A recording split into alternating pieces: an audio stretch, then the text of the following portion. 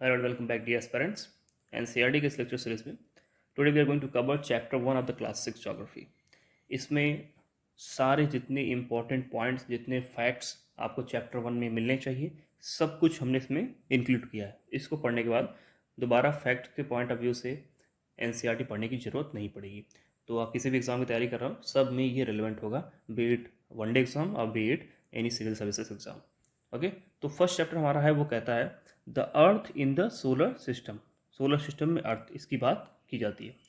पहला है full moon night. Full moon night या पूर्णिमा, एक ऐसा समय, पूर्णिमा उसे कहते हैं जब चंद्रमा पूरे अपनी आकृति में दिखाई देता है, बिल्कुल बड़ा सा दिखता है। उसके ठीक उलट न्यू मून नाइट क्या होता है? अमावस्या इसे कहते हैं। अमावस्या के दिन चंद्रमा बिल्कुल छोटा, एकदम जैसे न्यू बॉर्न होता है, बिल्कुल वैसा दिखाई देता है, नज़र भी नहीं आता है। तो ये कहलाते हैं अमावस्या। और पूर्णिमा में फुल मून नाइट होता है। ओके, आइए हमारे जो सोलर सिस्टम है उसमें कई सारे प्लानट हैं, लगभग टोटल 8 प्लानट्स हैं। तो उन 8 प्लानट्स की कुछ खास बातें हैं। पहले 9 प्लानट्स हुआ करते, लेकिन जो प्लूटो था उसको निकाल दिया गया था 2006 में। बट अभी क्या है, 8 प्लानट्स हैं। ओके, इन 8 प्लानट्स में एक खास बात है, आपने शनि ग्रह को देखा होगा, सैटर्न प्लानट को आपने देखा होगा, जिसके चारों तरफ क्या है, छल्ला है। ओके, लेकिन ऐसा नहीं कि सिर्फ शनि ग्रह के चारों तरफ छल्ले हैं, बल्कि जुपिटर बृहस्पति के चारों तरफ भी, शनि तो है ही है, और यूरेनस अरुण के चारों तरफ भी छल्ले हैं। तो ये 3 ग्रह ऐसे हैं जिनके चारों तरफ रिंग है। रिंग का मतलब क्या है, वहाँ पे बहुत ही जो छोटे छोटे टुकड़े हैं, जो ब्रह्मांड में फैले हुए हैं, सोलर सिस्टम में फैले हुए हैं, वही उसके चारों तरफ चक्कर लगाते हैं। कुछ गैसियस फॉर्म में भी होते हैं, तो कई सारी चीज़ें वहाँ पे मिक्स होकर के इनके चारों तरफ, इनके एटमॉस्फेयर से थोड़ा दूर चक्कर लगाते हैं। तो जुपिटर, सैटर्न और यूनस, इन तीनों के चारों तरफ क्या है, रिंग है। इस बात को ध्यान रखेंगे। अब आइए, ये हमारा है, देखिए सन, और यहाँ पे हमने 8 जो प्लैनेट्स हैं उनको दर्शाया हुआ है। ये हमारा सन हो गया। सन के बाद आप देखिए दूरी के हिसाब से चीज़ों को रखी गई हैं। तो सबसे पहले क्या है, mercury, Budh, Venus, Shukra, Earth, Prithvi, Mars, Mangal, Jupiter, Brihaspati, Saturn, Shani, Uranus, Arun, Neptune, Varun. तो ये आपके 8 ग्रह हैं। इनके बारे में खास बात क्या है कि जो पहले के 4 ग्रह हैं इन्हें हम कहते हैं इनर प्लैनेट, क्योंकि ये सन से पहले पड़ते हैं, नज़दीक पड़ते हैं, तो इन्हें हम कहते हैं इनर प्लैनेट। और ये रॉक के बने होते हैं। ये चारों प्लैनेट, मरकरी, वीनस, अर्थ, मार्स, ये चारों ही प्लैनेट ठोस हैं, रॉक से बने हुए हैं। ओके, और इन्हें इनर प्लैनेट भी कहते हैं। ऐसे क्वेश्चन पूछे जाते हैं कि which are the inner planets. आपको 4 ऑप्शन दे देगा, उसमें पूछेगा इसमें आपको जुपिटर, सैटर्न, यूरेनस का नाम दे करके, और साथ ही साथ इसमें वेनिस का नाम डाल, वीनस का नाम डाल देगा, और फिर कहेगा कि विच प्लानट इज इनर प्लानट। तो आपको वहाँ पे बताना है कि जो पहले के 4 हैं वो इनर प्लानट के रूप में जाने जाते हैं, और ये रॉक के बने होते हैं। उसके बाद आपका आता है मार्स के बाद आता है एस्ट्रॉयड बेल्ट। मार्स और जुपिटर के बीच में एस्ट्रॉयड बेल्ट पड़ते हैं। इस प्रकार के क्वेश्चन भी बनते हैं। कई बार क्वेश्चन में ऑप्शन ऐसे दिया जाता है कि जो एस्ट्रॉयड बेल्ट्स हैं वो फाउंड किए जाते हैं शनि और अरुण के बीच में, तो ये गलत हो जाएगा। आपको ध्यान रखना है, मार्स और जुपिटर के बीच में एस्ट्रॉयड बेल्ट्स मिलते हैं। देन इस एस्ट्रॉयड बेल्ट के बाद जो चारों बचते हैं प्लैनेट, जुपिटर, सैटर्न, यूरेनस और नेपच्यून, इन्हें आउटर प्लैनेट बोला जाता है। और ये गैसियस होते हैं, ये गैस से बने होते हैं मिलकर के, और बहुत ही बड़े भी होते हैं साइज़ में। जो पहले के 4 होते हैं छोटे होते हैं साइज़ में, और ये बाद के 4 बहुत ही बड़े होते हैं साइज़ में। तो ये कुछ इंपॉर्टेंट फैक्ट्स हैं जिनको आपने सोलर सिस्टम में देख लिया। अब आइए आगे बढ़ते हैं, कुछ और इंपॉर्टेंट फैक्ट्स को अपने पास रख लेते हैं, जहाँ से क्वेश्चन अक्सर ही बन जाते हैं। क्योंकि क्लास 6 का NCERT है, चैप्टर 1 है, तो काफ़ी ज़्यादा आपको इन्फॉर्मेशन तो मिलेगी नहीं, छोटा सा वीडियो बनेगा, इसमें ये सारा चीज़ें कवर हो जाएगा। विनस, तो विनस जो है शुक्र जिसे कहते हैं, ये अर्थ की ट्विंस कहलाती है, अर्थ की जुड़वा बहन भी कहलाती है। ये भी क्वेश्चन एग्जाम्स में आए गए हैं। क्यों कहलाती है? बिकॉज ऑफ इट्स साइज़, क्योंकि इसका जो साइज़ है, इसका जो शेप है, वो बिल्कुल अर्थ की तरह मिलता जुलता है। जिस प्रकार से अर्थ का सेज एंड शाइप है, साइज एंड शेप है, उसी प्रकार से जो वीनस है उसका भी साइज और शेप है। तो इसलिए इसे अर्थ की जुड़वा बहन, अर्थ ट्विन कहा जाता है। ओके, सन की डिस्टेंस अर्थ से कितना है? तो सन लगभग 150 मिलियन किलोमीटर दूर है अर्थ से। इसे हम लगभग 15 करोड़ किलोमीटर के आसपास कह सकते हैं। तो ये डिस्टेंस है सन की अर्थ से। उसके साथ साथ मून की क्या डिस्टेंस है सन अर्थ से? तो मून की डिस्टेंस जो है अर्थ से है वो है 3,84,400 किलोमीटर फ्रॉम द अर्थ। तो मून हमसे 3,84,400 किलोमीटर दूरी पर स्थित है। और जो मैन है, जो मनुष्य है, वो चंद्रमा पर कब पहुंचता है? 21 जुलाई 1969 पे चंद्रमा पर मनुष्य का कदम पड़ता है। तो ये भी एक फैक्ट है जिसे आप ध्यान रखेंगे। आइए अब कुछ इंपॉर्टेंट चीज़ है जो कि क्लास 6 वाले एनसीईआरटी में तो नहीं दी गई थी, लेकिन मैंने इसे अलग से वहाँ पर रख दिया था, क्योंकि क्लास 6 वाले एनसीईआरटी में जो मीटेओराइट्स है इनकी बात की गई थी। तो मीटेओराइट के साथ साथ हम मीटियोर एंड मीटेओराइट इन तीनों की बात कर लेते हैं। देखिए होता क्या है कि जब भी कोई मीटेओराइट जो है आपके स्पेस में टूटता है तो टूट करके वो अर्थ की ग्रेविटेशनल फोर्स की वजह से वो अर्थ की तरफ खींचा चला आता है। तो जब तक वो स्पेस में रहेगा, ओके, तब तक उसे कहेंगे हम मीटियोराइट्स। जब तक स्पेस में तब तक मीटियोराइट, ओके। जैसे ही वो अर्थ के एटमॉस्फेयर में एंटर करेगा उसे मीटियोर कहते हैं, ओके। जैसे ही अर्थ के एटमॉस्फेयर में एंटर करेगा वो मीटियोर कहलाता है। क्यों? क्योंकि इसका जैसे एंटर करेगा ना एटमॉस्फेयर में, ये तुरंत एटमॉस्फेयर जो है इससे रिएक्शन करना शुरू करेगा, इसके साथ फ्रिक्शन करना शुरू करेगा, रेजिस्टेंस क्रिएट करेगा। तो फिर यहाँ पे ये जल्दी जलने लगते हैं और ये लगातार जितने बहुत सारे जो मीटेओराइट्स हैं वो जो अर्थ की तरफ आते हैं, कई सारे एटमॉस्फेयर में जलकर खत्म हो जाते हैं। तो ये मीटियोर यहाँ पे कहलाते हैं एटमॉस्फेयर में। और जो इन एटमॉस्फेयर को भी सर्वाइव कर जाता है, जो हमारे पृथ्वी के वातावरण को सर्वाइव कर जाता है और धरती के सरफेस पे आकर हिट कर जाता है, ऐसे मीटेओराइट्स को कहते हैं मीटियोराइट, ओके। ऐसे मीटेओराइट को कहते हैं मीटियोराइट। तो ये भी ध्यान रखेंगे। तो ये तीनों के बीच में क्या है, डिफरेंसेज हैं। अब आइए आगे बढ़ते हैं। तो इसमें पहले इसको हम इरेज कर लें। तो इस वाले चैप्टर में एक चीज़ और रह गई जो इंपॉर्टेंट, जो आपको समझनी है। क्या है? All the planets moves around the sun in a elongated path. जो दीर्घवृत्ताकार एक तरह से पाथ होता है, उसके बीच में सारे जो प्लैनेट होते हैं वो सन के चारों तरफ घूमते हैं, ओके। इलोंगेटेड पाथ इसे बोलते हैं। इसके साथ साथ एक और इम्पॉर्टेंट फैक्ट इस चैप्टर में है, जो है देखेंगे आप कि सारे जो प्लैनेट्स, जो टोटल 8 प्लैनेट्स हैं, वो सारे ही वेस्ट टू ईस्ट डायरेक्शन में रोटेट करते हैं। हमारी पृथ्वी क्या है, वेस्ट टू ईस्ट डायरेक्शन में रोटेट करती है, ओके। लेकिन जो यूरेनस है जो और वीनस है, जो आपका शुक्र है और जो आपका आरूढ़ है, ये दो ऐसे ग्रह हैं जिनका डायरेक्शन ईस्ट से वेस्ट की तरफ है। तो इस सोलर प्लैनेट में इन दो प्लैनेट्स का डायरेक्शन बिल्कुल अपोजिट है बाकी जो 6 प्लैनेट हैं उनके। तो इस फैक्ट को भी ध्यान रखना है, क्योंकि यहाँ से क्वेश्चन अक्सर बनेंगे कंफ्यूज करने के लिए आपको। तो केवल आपका वीनस और यूरेनस, ये 2 प्लैनेट ऐसे हैं जिनका डायरेक्शन ईस्ट से वेस्ट की तरफ है, ओके। तो ये छोटा सा वीडियो था जिसमें हमने क्लास 6 चैप्टर 1 का सारा कवर कर लिया। बहुत ज़्यादा फैक्ट इसमें थे नहीं, इसलिए वीडियो छोटा था। आने वाले चैप्टर्स आप में थोड़ा बड़े होंगे क्योंकि उनमें बहुत ज़्यादा इन्फॉर्मेशन दिया जाएगा, ओके। तो आई होप आपको वीडियो अच्छा लगा होगा। कैसा आपको लगा वीडियो कमेंट में जरूर बताएं। इसके बाद मिलते हैं अपने अगले वीडियो में, तब तक के लिए नमस्कार। Hello and welcome back to aspirants. NCERT के इस लेक्चर सीरीज में today we are going to cover chapter 2 of class 6 geography, जिसका नाम है लैटिट्यूड एंड लॉन्गिट्यूड्स, अक्षांश और देशांतर। इंपॉर्टेंट चैप्टर्स है क्योंकि लैटिट्यूड लॉन्गिट्यूड से क्वेश्चन बनते हैं और इस चैप्टर में जितने भी इंपॉर्टेंट पॉइंट्स कवर होने चाहिए सारे ही हम इस वीडियो में कवर कर लेंगे। इस वीडियो को पढ़ने के बाद आपको फैक्ट्स के पॉइंट ऑफ व्यू से, इंपॉर्टेंट पॉइंट्स के पॉइंट ऑफ व्यू से आपको ये चैप्टर फिर कभी नहीं पढ़ना पड़ेगा, ओके। तो सबसे पहले स्टार्ट करते हैं लैटिट्यूड। अक्षांश क्या होते हैं? तो अक्षांश होते हैं पैरेलल सर्कल होते हैं जो कि इक्वेटर के होते हैं। तो इक्वेटर आप सभी जानते हैं इक्वेटर कैसा होता है। तो इक्वेटर देखिए, ये हमारा हो गया अर्थ, और इसको जो बीच में 2 भागों में डिवाइड करता है 0 डिग्री, इसे हम कहते हैं इक्वेटर। और ये क्या होता है? सर्कल होता है, क्योंकि अगर आप इक्वेटर के माध्यम से अर्थ को 2 भागों में बांट देंगे तो आपको 2 अर्धगोले मिलेंगे। तो इससे साबित होता है कि इक्वेटर क्या है? सर्कल है। तो इसी के पैरेलल नॉर्थ साइड में भी और साउथ साइड में जो सर्कल खींचे जाते हैं उन्हें कहते हैं हम लैटिट्यूड। तो parallel circles to the equator are called latitude. अब आइए इस चित्र को समझते हैं, क्योंकि ये चित्र काफ़ी इंपॉर्टेंट है और इस चित्र के माध्यम से ही हम सारा जो इंपॉर्टेंट लैटिट्यूड से उनको समझ लेंगे।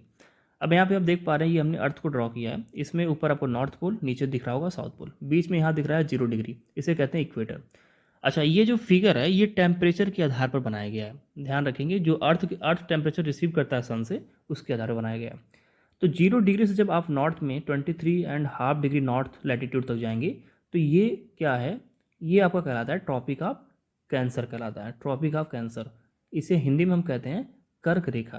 तो आपका 23.5 डिग्री नॉर्थ लैटिट्यूड क्या कहलाता है? कर्क रेखा। ठीक इसके उलट आप साउथ में आएंगे, 23.5 डिग्री साउथ इक्वेटर की तरफ लैटिट्यूड की तरफ आएंगे तो इसे हम कहते हैं ट्रॉपिक ऑफ कैप्रिकॉन, ओके। और ये जो ट्रॉपिक ऑफ कैप्रिकॉन है इसे हम मकर रेखा कहते हैं, इसे भी आप जानते रहें। और ये यहीं पर क्यों है? ये बड़ा सवाल है कि ये दोनों आखिर ये 30 डिग्री पर क्यों नहीं है, 35 डिग्री पर क्यों नहीं है, क्यों ये 23.5 डिग्री नॉर्थ पे है और ये क्यों 23.5 डिग्री साउथ पे है। देखिए रीज़न ये है कि जो हमारा सन है ना, ये सन जब पृथ्वी पर अपनी लाइट्स बिखेरता है तो सन कभी भी नॉर्थ साइड में, पृथ्वी के 0 डिग्री इक्वेटर के नॉर्थ साइड में 23.5 डिग्री नॉर्थ से आगे, इट मीन्स इसके आगे, इसके नॉर्थ साइड में 30 डिग्री 40 डिग्री इधर, ये कभी भी 23.5 डिग्री नॉर्थ से आगे सीधा लंबवत दोपहर में कभी भी नहीं चमकता है। तो जो सन है वो 20 डिग्री हाफ 20.5 डिग्री नॉर्थ से 23.5 डिग्री साउथ के बीच में ही सन कभी न कभी किसी न किसी जगह पर लंबवत चमकता है, बिल्कुल वर्टिकल होता है, बिल्कुल सिर के ऊपर होता है। लेकिन इसके बियॉन्ड, चाहे ये नॉर्थ में हो चाहे ये साउथ में हो, कभी भी सन जो है बिल्कुल वर्टिकल, बिल्कुल सिर पर नहीं चमकता है किसी भी रीजन में। ओके, तो इन दो रीजन्स को मार्क करने के लिए ना एक ये इमेजिनरी लाइन हमने खींच दिया, जिसको हमने एक नाम दिया नॉर्थ में कर्क रेखा और हमने उसको साउथ में नाम दिया मकर रेखा। ओके, बहुत उसके बाद अलावा उसके कुछ बहुत ज़्यादा इसका कोई इंपॉर्टेंस नहीं है। अब आइए, अब देखिए, चूंकि अब यहाँ पर सन जो है बिल्कुल लंबा चमकता है, बिल्कुल सीधा रहता है, वर्टिकल रहता है और ज़्यादा यहाँ पर हीट दे रहा है। तो जब सन यहाँ पे ज़्यादा हीट देगा तो जाहिर सी बात है यहाँ पे गर्मी भी ज़्यादा होगी, और गर्मी होने की वजह से ये वाला क्षेत्र जो है इसे हम कहते हैं उष्णकटिबंधीय क्षेत्र है, टोरिड जोन भी इसे कहते हैं, टोरिड जोन, क्योंकि यहाँ पे गर्मी ज़्यादा होती है। इस रीजन में, आपके इस रीजन में काफ़ी ज़्यादा गर्मी होती है। ओके, इसके बाद जब आप 23.5 डिग्री नॉर्थ से ऊपर नॉर्थ की तरफ जाएंगे तो यहाँ से लेकर के 66.5 डिग्री नॉर्थ, ये जो क्षेत्र है ना, इस क्षेत्र में सन कभी ना कभी, मतलब सन कभी नहीं कभी अक्सर ही, जब भी वो नॉर्थ गोलार्ध में रहेगा तब भी, जब साउथ में रहेगा तब भी, यहाँ पर सूर्य की जो है रोशनी पहुँचती है। ओके, इस रीजन में पहुँचती है। तो क्या होता है कि यहाँ पर सूर्य की किरणें पहुँचती है, लेकिन उतना नहीं जितना कि टॉरिड जोन में पहुँचती है, इसलिए यहाँ पर भी गर्मी होती है, लेकिन इस टॉरिड जोन के कंपैरिजन में कम गर्मी होती है। तो इसे हम कहते हैं नॉर्थ टेम्परेट जोन, मतलब ज़्यादा गर्म नहीं, ज़्यादा ठंडा नहीं। और जो 66.5 डिग्री नॉर्थ लैटिट्यूड है, इसे हम आर्कटिक सर्कल के रूप में भी जानते हैं। नॉर्थ पोल में आपका आर्कटिक सर्कल है और साउथ पोल में आपका अंटार्कटिक सर्कल है। ओके, अब ये 66.5 डिग्री नॉर्थ में ही क्यों बना? रीज़न इसका ये है कि इसके बियॉन्ड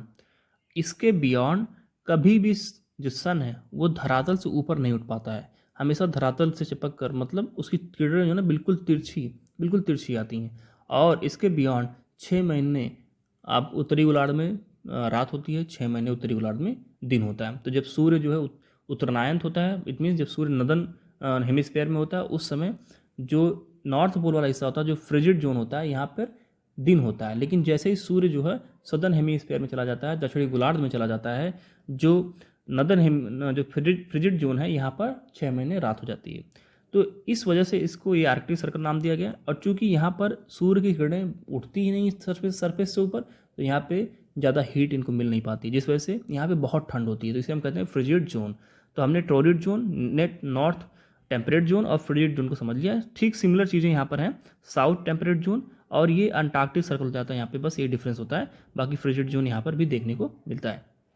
तो ये हमने कुछ चीज़ों को टेम्परेचर के आधार पर लैटिट्यूड को देख लिया। ये बहुत ही इंपॉर्टेंट था समझना, और इसे आप दिमाग में रखे रहेंगे क्योंकि आगे भी ये बहुत ही ज़्यादा काम आने वाला है।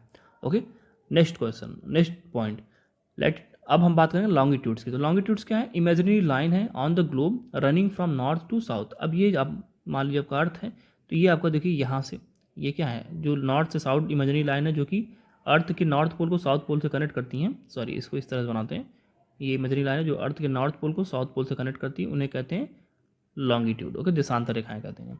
इनका इंपॉर्टेंस ये है कि ये जो देशांतर रेखाएं होती हैं और जो आपकी अक्षांश रेखाएं होती हैं, इनके दोनों के साथ में यूज करके हम किसी भी अर्थ पर किसी भी प्लेस को जान सकते हैं, किसी भी जगह के टाइम को हम डिसाइड कर सकते हैं कि यहाँ पे इस समय मेरे टाइम के रिस्पेक्ट में क्या टाइम हो रहा होगा।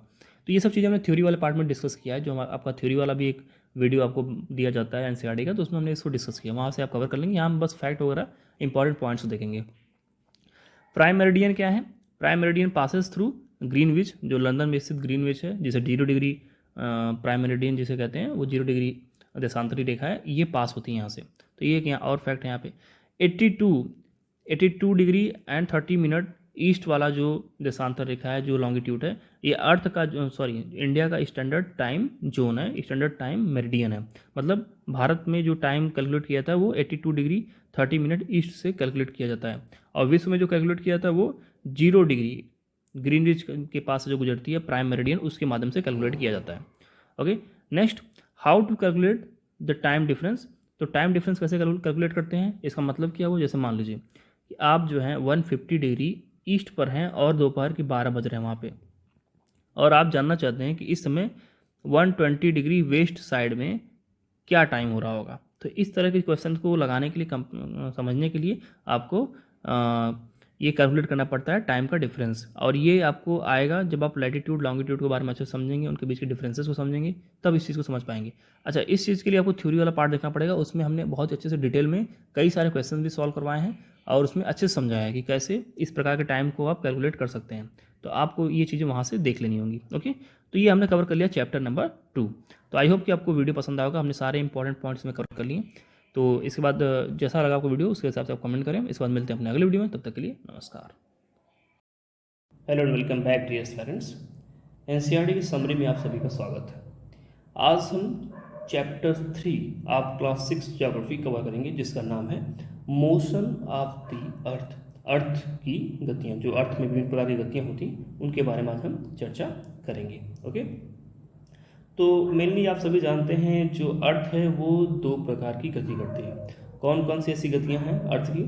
तो फर्स्ट हम देखते हैं रोटेशन, जिसे हम हिंदी में घूर्णन कहते हैं। सेकंड, रिवोल्यूशन, जिसे हम हिंदी में परिक्रमण कहते हैं। तो ये रोटेशन और परिक्रमण, ये 2 गतियां हैं जो अर्थ करता है। अच्छा, जो रोटेशन होता है ये अर्थ अपनी एक्सिस पर करता है, खुद के एक्सिस पर करता है। जैसे ये अर्थ है तो ये अपने ही एक्सिस पे ये क्या करता है, घूमता रहता है। ओके, और जो रिवोल्यूशन है ये around the sun in a fixed path. अब जैसे मान लीजिए कि ये आपका है सन, ओके, और सन के चारों तरफ ये है एक पाथ, और इस पाथ पे कहीं यहाँ पर है अर्थ। तो अर्थ क्या करेगी, यहाँ से अर्थ यहाँ से ये सन के चारों तरफ क्या करेगी, चक्कर लगाती रहेगी। तो इस फिक्स्ड पाथ पर जो चक्कर लगाने का काम होता है, इसे कहते हैं परिक्रमण, रिवोल्यूशन कहते हैं। और ये जो पाथ होता है वो कैसा होता है, ये एलिप्टिकल पाथ होता है। आप देख पा रहे हैं एक एलिप्टिकल पाथ है ये। ओके, तो ये इसकी खास बात है। 2 जो इसकी गतियाँ होती हैं ये कुछ इस प्रकार से होती हैं। अब आते हैं, एक क्वेश्चन आता है सर्कल ऑफ इल्यूमिनेशन जिसे कहते हैं, एक प्रकार से कहते हैं प्रदीप्ति जो होती है अर्थ की। तो उसे क्या मतलब, उसका क्या होता है, क्यों इसे कहते हैं सर्कल ऑफ इल्यूमिनेशन, क्या इसका मतलब होता है, इसे समझ लेते हैं। तो जो सर्कल ऑफ इल्यूमिनेशन होता है ये असल में एक प्रकार का एक लाइन होता है ग्लोब पर, जो क्या करता है, जो दिन और रात को क्या करता है, डिवाइड करता है। इट मीन्स किधर उजाला है और किधर अंधेरा है, इस चीज़ को डिवाइड करने वाला जो एक सर्कल जैसा लाइन होता है वो कहलाता है सर्कल ऑफ इल्यूमिनेशन। और जैसे मान लीजिए कि ये आपका है अर्थ, ओके, और सन यहाँ पर क्या कर रहा है, चमक रहा है। तो अब जाहिर सी बात है कि सन तो पृथ्वी के चारों तरफ, पृथ्वी के हर हिस्से में तो रोशनी डाल नहीं पाएगा एक ही टाइम पे। तो क्या होगा, अब मान लीजिए सन इधर चमक रहा है, तो ऐसा कुछ होगा कि कुछ ऐसे सन की रोशनी जो है आप देख पा रहे हैं यहाँ पे, मान लीजिए कि इस आगे वाले भाग में सन की रोशनी पड़ रही है। ओके, तो जाहिर सी बात है जो इसका पीछे वाला भाग हुआ, इस सर्कल लाइन, जो हमें लाइन बाहर से दिख रही है लेकिन असल में सर्कल है, क्योंकि जब पीछे भी जाएगी तो एक सर्कल बन जाएगी। तो ये इस सर्कल के उस साइड आप देखेंगे, इस साइड, इस वाले हिस्से में, तो ये क्या अंधेरा है। ओके, तो वही कहा जा रहा है कि the circle that divides the day from night on globe is called circle of illumination. तो बस यही सिंपल सा एक इसका डेफिनेशन था जो कि हमने देख लिया। ये बहुत इंपॉर्टेंट फिगर है, इसको देख लेते हैं ध्यान से। अक्सर यहाँ से क्वेश्चन बनते हैं और लोग कंफ्यूज होते हैं, तो इस चीज़ से हमें बचना है। हमें यहाँ पे कंफ्यूजन बिल्कुल नहीं लाना है। समझ लेते हैं अच्छे से क्या है। अब देखिए, ये हमारा है अर्थ, ग्लोब फॉर्म में हम देख पा रहे इसे, और यहाँ पे हमने कुछ अलग अलग नोटेशंस ले रखे हैं। जैसे आप सभी जानते हैं कि जो अर्थ है ये अपनी एक्सिस पे थोड़ा सा क्या बेंड है, थोड़ा सा झुका हुआ है। ओके, एंड 23.5 डिग्री ये झुका हुआ है। तो अगर हम सही तरीके से देखें, अगर मान लीजिए झुका ना रहता तो इसका जो पोल होता है नॉर्थ वाला यहाँ होता है, साउथ पोल यहाँ होता है। ओके, ये लाइन मिल जाती है यहाँ पर आकर के। लेकिन चूंकि ये झुका है तो असल में जो इसका नॉर्थ पोल है वो इस एरिया में है, साउथ पोल इसका इस एरिया में है। ओके, और इसी हिसाब से हम इक्वेटर देखते हैं 0 डिग्री यहाँ है, और ट्रॉपिक ऑफ कैंसर आपका यहाँ है, and then tropic of Capricorn आपका यहाँ है। तो ये कुछ चीज़ें हमें देखने को मिलती हैं जो अर्थ पर हमने एक इमेजिनरी लाइन के रूप में मान रखा है। देखिए थोड़े बहुत डिस्टर्बेंस अगर बैकग्राउंड में हो रहे होंगे तो इसको आप बिल्कुल अवॉइड करिएगा, बिकॉज ये थोड़ा पॉसिबल नहीं है कि इसे हम रोक पाएँ, क्योंकि ये हमारे हाथ में नहीं है। ओके, तो जो हमारे हाथ में चीज़ें हम उस पर फोकस करते हैं। Now so tropic of Cancer, equator and tropic of Capricorn. अब देखिए ध्यान से समझिएगा, ये जो लाइन है इसे हम कहेंगे orbital plane. Okay, orbital plane, orbital plane से वर्टिकल बिल्कुल लंबवत एक और लाइन खींची जाती है जिसे हम कहते हैं the vertical line from the earth's orbital plane. ये नीचे का अर्थ का ऑर्बिटल प्लेन है, और इसके जो ऊपर का हिस्सा जो वर्टिकल बिल्कुल जा रहा है, ये क्या है, एक वर्टिकल लाइन है ऑर्बिटल प्लेन के ऊपर। ओके, इन दो चीज़ों को समझना है। अब अगर क्वेश्चन पूछा जाए कि बताइए जो नॉर्थ पोल है अर्थ का वो ऑर्बिटल प्लेन से कितना डिग्री का एंगल बनाता है, तो आप सीधे कहेंगे भाई जो नॉर्थ पोल है वो 66.5 डिग्री का एंगल बनाता है। अब यही देखिए लोग कंफ्यूज हो जाते हैं। अब पूछा जाता है कि नॉर्थ पोल जो है ऑर्बिटल प्लेन से कितना एंगल बनाता है, तो वो मार देते हैं 23.5 डिग्री, क्योंकि वो वर्टिकल लाइन का समझने लगते हैं, तो यहाँ पे प्रॉब्लम आ जाती है। इसलिए दोनों को बहुत ही क्लियर रखना है कि अगर वर्टिकल लाइन से पूछे ऑर्बिटल प्लेन के ऊपर जो स्थित है तो 23.5 डिग्री बनाता है नॉर्थ पोल, और अगर वहीं कह दे कि नहीं हमें ऑर्बिटल प्लेन का और नॉर्थ पोल के बीच का एंगल बताइए, तो ये है 66.5 डिग्री। बहुत छोटा सा डिफरेंस है लेकिन बहुत ही इंपॉर्टेंट है, इसे आप जरूर से ध्यान रखेंगे और एग्जाम में अक्सर ये कंफ्यूज कर देता है। नेक्स्ट क्वेश्चन, हमारे बहुत ही बड़े व्यक्ति हुए हमारे देश में जिनका नाम था आर्यभट्ट, आप सभी जानते हैं। इन्होंने कहा कि जो अर्थ है ना, earth is round and rotates on its own axis. अब उस समय जब हमारे पास टेलीस्कोप वगैरह अब नहीं थे, बहुत ज़्यादा सोफिस्टिकेटेड टेक्नोलॉजीज नहीं थी, उस समय इन्होंने ये बताया कि अर्थ क्या है, राउंड है शेप में, और ये अपने ही एक्सेस पे क्या करती है, रोटेट करती है। तो काफ़ी बड़ी एक बात थी उतने पुराने समय के हिसाब से। ओके, नेक्स्ट, आप सभी जानते हैं कि एक लीप ईयर जो होता है, एक जो ईयर होता है, उस एक ईयर में टोटल कितने डेज होते हैं, तो हम जानते हैं कि 365 एंड 1.5 डेज होते हैं। इट मीन्स कि 365 डेज तो फुल होते हैं और इसके साथ साथ 6 आवर्स भी होते हैं। तो हमने कहा कि 365 डेज और 6 आवर्स ये होते हैं एक साल में। ओके, अब हमसे पूछा जा रहा है कि बताइए तो लीप ईयर कैसे बनता है, लीप ईयर में कैसे 366 डेज हो जाते हैं। तो हम जानते हैं कि जो लीप ईयर होता है वो हर चौथे वर्ष पर आता है, एवरी 4th ईयर वो हमें मिलता है। कैसे, देखिए ध्यान से समझिएगा इस चीज़ को। अब मान लीजिए कि ये है, इसे हम हटा देते हैं। अब मान लेते हैं कि ये है ईयर नंबर 1, ये है ईयर नंबर 2, ये है ईयर नंबर 3 और ये ईयर नंबर 4। तो कायदे से जो ईयर नंबर 4 है वो क्या होना चाहिए, लीप ईयर होना चाहिए। कैसे आएगा, 365 डेज तो हर ईयर में होते हैं, उसको छोड़ देते हैं, लेकिन जो 6 आवर्स एक्स्ट्रा होते हैं उसको ले लेते हैं, तो 6 आवर एक्स्ट्रा हर ईयर में आपको मिलते जाएंगे। तो अब देखिए मान लीजिए कि ईयर 1 में 6 आवर मिले, ऐसे ईयर 2, ईयर 3 एंड ईयर 4। तो ईयर 1 का 6 आवर को ईयर 2 को 6 आवर से जोड़ दीजिए तो हो जाएगा 12 आवर, देन इसको जोड़ेंगे तो हो जाएगा 18 आवर्स, एंड देन इसको जोड़ेंगे तो हो जाएगा 24 आवर्स। और आप सभी जानते हैं 24 hour is equal to 1 day.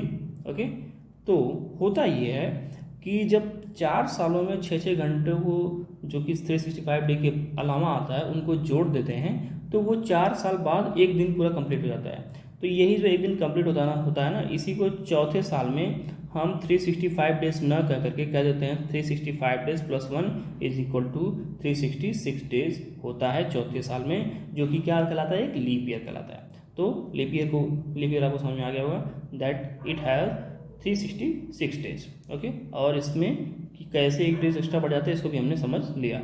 आइए आगे बढ़ते हैं। ये फिगर ध्यान से देख लें, बहुत ही इंपॉर्टेंट फिगर है, कई सारे क्वेश्चंस के आंसर आपको यहीं से मिल जाएंगे।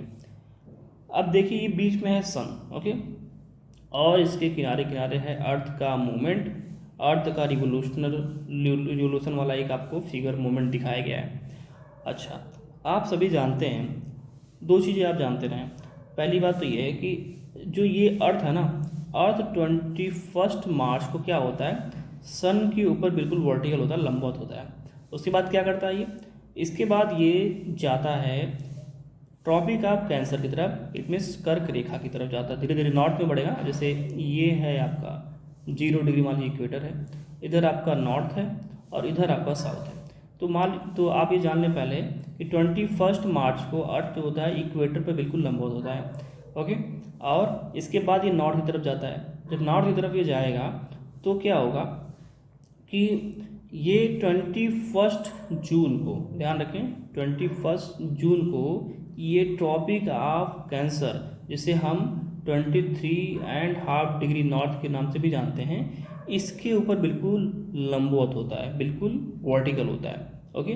जब ऐसा होता है तो जो ये आपका नॉर्थ वाला साइड है ये यहाँ पर होता है summer in the northern hemisphere. जब ये 21 जून को अर्थ जो है ट्रॉपिक ऑफ कैंसर के पास होता है तो इस समय जो है नॉर्दर्न हेमिस्फीयर में अर्थ के समर होता है और विंटर होता है सदर्न हेमिस्फीयर में। इस बात को ध्यान रखेंगे। और 21 जून को कहते हैं समर सॉल्स्टिस, उत्तरी अनाथ। उसके बाद अब जब ये यहाँ पर 21 जून को रहता है तो उसके बाद क्या करता है, ये वापस आता है, अब वापस भी तो आएगा। तो जब ये वापस आता है तो वापस फिर जब ये इक्वेटर पर पहुँचता है तो ये इक्वेटर भी इसको पहुँचते पहुँचते हो जाता है 23 सितंबर। तो क्या होता है कि 21 मार्च को भी ये इक्वेटर पर बिल्कुल वर्टिकल लंबवत होता है और 23 सितंबर को भी बिल्कुल इक्वेटर पर लंबवत होता है। तो दो टाइम ऐसे आते हैं जब सन जो है इक्वेटर पर बिल्कुल वर्टिकल होता है, वो हैं 21 मार्च एंड 23 सितंबर। इसके बाद अब ये फिर यहाँ से साउथ की तरफ बढ़ता है, जहाँ पर ये आपको मिलेगा ट्रॉपिक ऑफ कैप्रिकॉर्न से, जो कि है 23.5 डिग्री साउथ। तो ये ट्रॉपिक ऑफ कैप्रिकॉर्न के पास जब आता है तो ये इसका टाइम हो जाता है 22 दिसंबर, 22 दिसंबर। और 22 दिसंबर को कहते हैं हम विंटर सॉल्स्टिस। और इस समय क्या होता है, उल्टा हो जाता है। जैसे आपको 21 जून को क्या था कि नॉर्दर्न हेमिस्फीयर में समर रहता है, लेकिन यहाँ पे क्या हुआ 22 दिसंबर को यहाँ पे नॉर्दर्न हेमिस्फीयर में विंटर सीजन होता है और समर सीजन होता है सदर्न हेमिस्फीयर में। तो ठीक इसके उलट बिल्कुल हो जाता है एक दूसरे की। तो ये चीज़ें आपको ध्यान रखनी है, ये बहुत ही इंपॉर्टेंट फिगर है, इन फिगर को आपको ध्यान रखना है, ओके। कुछ और इसमें इंपॉर्टेंट पॉइंट है जिसको हम नोट कर लेते हैं। जैसे इक्विनॉक्स किसे कहते हैं, तो जब हम इक्विनॉक्स की बात करते हैं तो हम कहते हैं जहाँ पर number of day and number of night ये क्या होते हैं, इक्वल होते हैं, equal day and equal night, मतलब इनके जो टाइम पीरियड होते हैं वो बिल्कुल एक जैसे होते हैं, तो इसे हम कहते हैं equinox, okay. Now direct rays of the sun fall on the equator on 21 March and 23 September. इस चीज़ को भी हमने पढ़ लिया कि वर्ष में 2 बार ऐसा होता है जब सूर्य की किरणें बिल्कुल 0 डिग्री मीन्स इक्वेटर पर लंबवत होती हैं, और वो टाइम होता है 21 मार्च एंड 23 सितंबर, ओके। तो ये हमने चीज़ों को देख लिया। अब इस पूरे चैप्टर में और कोई ऐसा फैक्ट नहीं था जो कि आपके सामने नहीं आया। हमने इस चैप्टर से जितने भी फैक्ट्स बन सकते थे उस सारे ही फैक्ट्स को हमने यहाँ पे कवर कर लिया है, ओके। तो डियर स्टूडेंट, ये रहा हमारा आज का वीडियो। आई होप कि वीडियो आपको पसंद आएगा। इसके बाद मिलते हैं अपने अगले वीडियो में, तब तक के लिए नमस्कार। Welcome back dear student. NCERT के इस समरी सीरीज में today we are going to cover chapter 4 of class 6 geography, जिसका नाम है मैप। तो मैप के बारे में कुछ बातें हैं जो कि हम आज इस चैप्टर में सीखेंगे, समझेंगे। सबसे पहले तो हम जान लेते हैं कि मैप की डेफिनेशन क्या है, मैप किसे कहते हैं। तो देखिए, हमारा जो अर्थ है, अर्थ या फिर अर्थ का कोई एक हिस्सा, क्योंकि हमारा अर्थ जो है शेप में स्फेरिकल है, जियोइड टाइप का है, तो अगर इस स्फेरिकल सरफेस को या जियोइड टाइप के सरफेस को हम स्टडी करेंगे तो हमें कहीं ना कहीं जो एक्चुअल डिस्टेंस है ग्राउंड पर उससे और जो डिस्टेंस दी गई है ग्लोब पर उसमें डिफरेंस नज़र आएगा, वो मैच नहीं सीधा सीधा कर पाएगा। तो इस समस्या का समाधान करने के लिए क्या करते हैं, एक सरफेस, एक जो प्लेन पेपर होता है, जो फ्लैट सरफेस होता है, उस पर एक स्केल की सहायता से जो डिस्टेंस ग्लोब पे दिया है और जो एक्चुअल में होता है उसको हम रखते हैं और एक मैप तैयार करते हैं। तो मैप का मतलब क्या होगा, मैप एक प्रकार का रिप्रेजेंटेशन होता है या फिर एक ड्राइंग होती है। किसकी ड्राइंग होती है, अर्थ के सरफेस की या फिर अर्थ के किसी एक हिस्से की। और ये ड्राइंग कहाँ की जाती है, एक फ्लैट सरफेस पे, एक पेपर पे कर सकते हैं, कागज़ पे कर सकते हैं। और इसमें एक स्केल का भी यूज किया जाता है। स्केल का मतलब क्या है, यहाँ पे जैसे मान लीजिए कि अर्थ पर कोई डिस्टेंस है ए से बी, ओके, और इसके बीच की जो दूरी है वो है 500 किलोमीटर, ये अर्थ पर है। और ये जो ए से बी जो डिस्टेंस है, जब हम ग्लोब पे देख रहे हैं तो ए और बी बहुत ज़्यादा दूर तो दिख नहीं रहे, क्योंकि ग्लोब अगर देखेंगे तो ग्लोब का जो मतलब लंबाई या चौड़ाई जो भी है सब कुछ मिला लें अगर, तो कभी भी 1 किलोमीटर भी नहीं हो पाएगा, वो तो बहुत ही कम है, कुछ सेंटीमीटर ही हो पाता है। तो पॉसिबल ही नहीं है कि ये 500 किलोमीटर जो डिस्टेंस जो अर्थ के सरफेस पे दिया है वो ग्लोब के डिस्टेंस से मैच कर पाए। तो क्या करते हैं, हम मान लेते हैं कि 5 सेंटीमीटर जो ग्लोब पे दिया हुआ है वो अर्थ के सरफेस पे 500 किलोमीटर के बराबर है। तो ये क्या होगा, ये स्केल हो गया। इसका मतलब कि 1 सेंटीमीटर डिस्टेंस ग्लोब पर अर्थ के 100 किलोमीटर डिस्टेंस के बराबर होगी। इसी प्रकार से 5 सेंटीमीटर डिस्टेंस ग्लोब पर अर्थ के सरफेस पे 500 किलोमीटर डिस्टेंस के बराबर होगा। 5 centimetre is equal to 500 kilometre. तो इसे ही कहते हैं स्केल, ओके। तो स्केल की मदद से अर्थ के सरफेस का, अर्थ के किसी एक पार्ट का जब हम रिप्रेजेंटेशन या ड्राइंग बनाते हैं एक सरफेस पे, तो उसे कहते हैं मैप। सिंपल सा डेफिनेशन था जिसे हमने समझ लिया। अच्छा, मैप सिर्फ यही नहीं होते, मैप कई टाइप के होते हैं। जैसे सबसे पहले फिजिकल मैप। फिजिकल मैप क्या होता है, देखिए इस मैप को हम रिलीफ मैप भी कहते हैं, ओके। फिजिकल मैप और रिलीफ मैप, तो इसमें क्या होता है, जो नेचुरल फीचर्स होते हैं अर्थ के उसको दिखाया जाता है। जैसे आपके जो पहाड़ हो गए, ढेर सारे पहाड़ दिखा दिए गए, पेड़ पौधे हो गए, उनको दिखा दिया गया। अलग अलग जगहों पे कहीं खाइयाँ हैं, कहीं समुद्र है, कहीं महाद्वीप है, तो इन सब चीज़ों को दिखाने का जो काम होता है जिस मैप का, उसे कहते हैं फिजिकल मैप या फिर रिलीफ मैप। दूसरा आपका होता है पॉलिटिकल मैप, जिसमें हम शहरों की बाउंड्रीज, बड़े शहरों की बाउंड्रीज, नगरों की बाउंड्रीज और जो गांव हैं उनकी बाउंड्रीज, एक देश से दूसरे देश की बाउंड्रीज, इन बाउंड्रीज को जिस पे दिखाते हैं उसे कहते हैं पॉलिटिकल मैप। इसके बाद थीमेटिक मैप जो होते हैं, ये स्पेशल टाइप के मैप होते हैं। इसमें क्या होता है, स्पेसिफिक इन्फॉर्मेशन होता है। जैसे अगर हम कहते हैं इंडिया में नेशनल हाईवेज को दिखाने वाला मैप, तो ये क्या हो जाएगा, एक थीमेटिक मैप हो जाएगा जिसमें कि नेशनल हाईवेज दिखाए जाएंगे पूरे इंडिया का। इसी प्रकार से कह दें कि आयरन जहाँ जहाँ मिलता है उसको मैप पर ड्रा किया जाए, तो वो जो मैप बनेगा इंडिया का, उसे हम कहेंगे ये थीमेटिक मैप है आयरन का, ओके, इंडिया में जो कि पाया जाता है। तो इस प्रकार से कोई स्पेशल इन्फॉर्मेशन को जब बताया जाता है मैप के माध्यम से, तो उसे हम कहते हैं ये है थीमेटिक मैप। मैप के कंपोनेंट क्या क्या होते हैं, क्वेश्चन को ध्यान रखना है। डिस्टेंस, डायरेक्शन और सिंबल। पहली बात जो डिस्टेंस है, इट मीन्स अर्थ जो ग्लोब है उस पर और जो रियल जो मैप बनाया गया उस पर जो रियलिटी है और जो मैप पे बनाया गया डिस्टेंस, उनका रेशियो क्या है, इट मीन्स स्केल की बात की जा रही है यहाँ पे। तो इसकी बात होती है प्लस डायरेक्शन। अब मान लीजिए कि आपको ये ए हो गया, ये आपका है बी, ये आपका सी और ये आपका है डी। तो अब आप सबको पता है कि आपको ए से डी जाना है। मान लीजिए आपको ए से डी जाना है, तो डी जाने के लिए आपको वही पता होना चाहिए ना कि डी ए से किस डायरेक्शन में है, तो ये डायरेक्शन भी इंपॉर्टेंट हो जाता है। और प्लस सिंबल। अब मान लीजिए कि कोई एक ऐसा बड़ा मैप दिया है, उसमें ढेर सारे सिंबल बनाए हुए हैं, तो इसमें अब आपसे कहा जा रहा है कि इस मैप में जहाँ पेड़ है उसी पेड़ के पास आपको जाना है, तो पेड़ का कोई सिंबल ऐसा बना रहेगा तभी ना आप वहाँ पे जा पाएंगे। तो ये तीन चीज़ें जो है ना, ये कंपोनेंट ऑफ मैप्स हैं। तो डिस्टेंस, डायरेक्शन और सिंबल, इनको आपको ध्यान रखना है।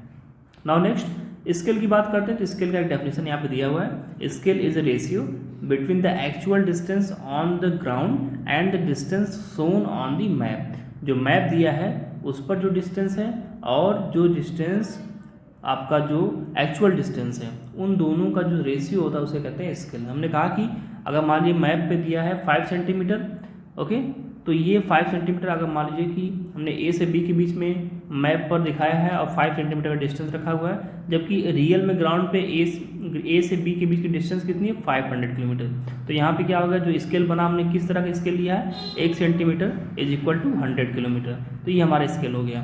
तो इसी प्रकार से स्केल का डेफिनेशन यहाँ पे समझ पा रहे हैं। नाउ नेक्स्ट, स्केल 2 टाइप्स के होते हैं। एक होता है आपका स्मॉल स्केल और दूसरा होता है आपका लार्ज स्केल। तो स्मॉल स्केल मैप क्या होता है, इसको समझ लेते हैं। देखिए, इस स्मॉल स्केल जो मैप होता है इसमें ज़्यादा इन्फॉर्मेशन नहीं होती, इसमें इन्फॉर्मेशन की कमी होती है। ऐसा क्यों होता है, इसको हम समझेंगे।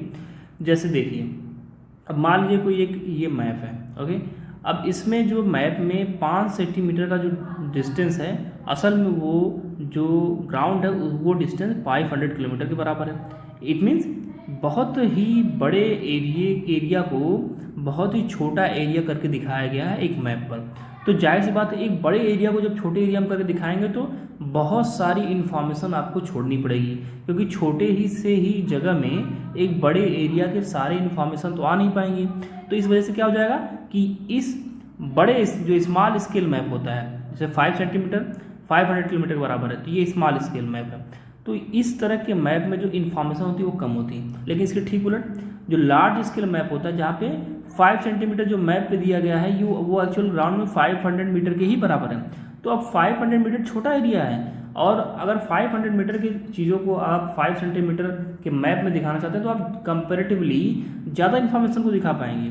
ओके, तो मोर इन्फॉर्मेशन यहाँ आप दिखा पाएंगे लार्ज स्केल मैप में। तो इसे हम कहेंगे कि यहाँ पर लार्ज स्केल जो मैप है ये ज़्यादा इन्फॉर्मेशन लेता है, अपने अंदर रखता है, और जो स्मॉल स्केल मैप है ये कम इन्फॉर्मेशन रखता है अपने अंदर। ओके, तो इस चीज़ को हम ध्यान रखेंगे। तो आई होप आपको ये दोनों का डिफरेंस समझ में आ गया। बिल्कुल उल्टा है, स्मॉल स्केल रहेगा तो ज़्यादा तो जो डिस्टेंस है दोनों का एक्चुअल में और मैप पे बहुत ही ज़्यादा डिफरेंस आएगा, और जो इन्फॉर्मेशन होगी वो कम होगी। और लार्ज स्केल मैप है तो डिफरेंस बहुत ही कम रहता है और इन्फॉर्मेशन ज़्यादा होती है, क्योंकि कम जगहों में ज़्यादा चीज़ें हम दिखा पाते हैं। डायरेक्शन के बारे में समझ लीजिए, डायरेक्शन आपको पता ही होगा, थोड़ा सा देख लेते हैं। नॉर्थ, साउथ, ईस्ट, वेस्ट, ये क्या है, इसे कार्डिनल पॉइंट भी बोलते हैं। नॉर्थ, साउथ, ईस्ट, वेस्ट, ये कार्डिनल पॉइंट्स हैं। इसके अलावा 4 और डायरेक्शन होती है, जैसे कि ये नॉर्थ और ईस्ट को लेकर के नॉर्थ ईस्ट हो गया, साउथ और ईस्ट को लेकर साउथ ईस्ट हो गया, साउथ वेस्ट को लेकर साउथ वेस्ट हो गया, एंड नॉर्थ वेस्ट को लेकर नॉर्थ वेस्ट हो गया। तो ये 4 डायरेक्शन आपके कार्डिनल पॉइंट्स वाले हैं, और फिर 4 आपके अलग से डायरेक्शन से। तो ये हमने देख लिया डियर स्टूडेंट मैप के बारे में अच्छे तरीके से। ओके, आई होप आपको वीडियो पसंद आया होगा।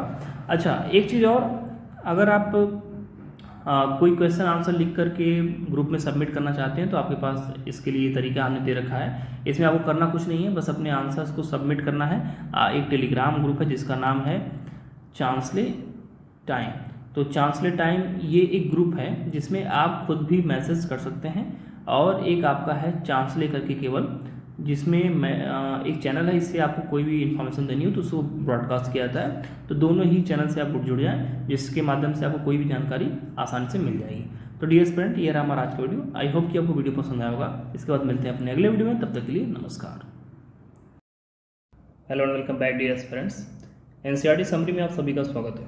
Today we are going to cover chapter 5 of class 6 geography, जिसका नाम है मेजर डोमेन्स ऑफ अर्थ।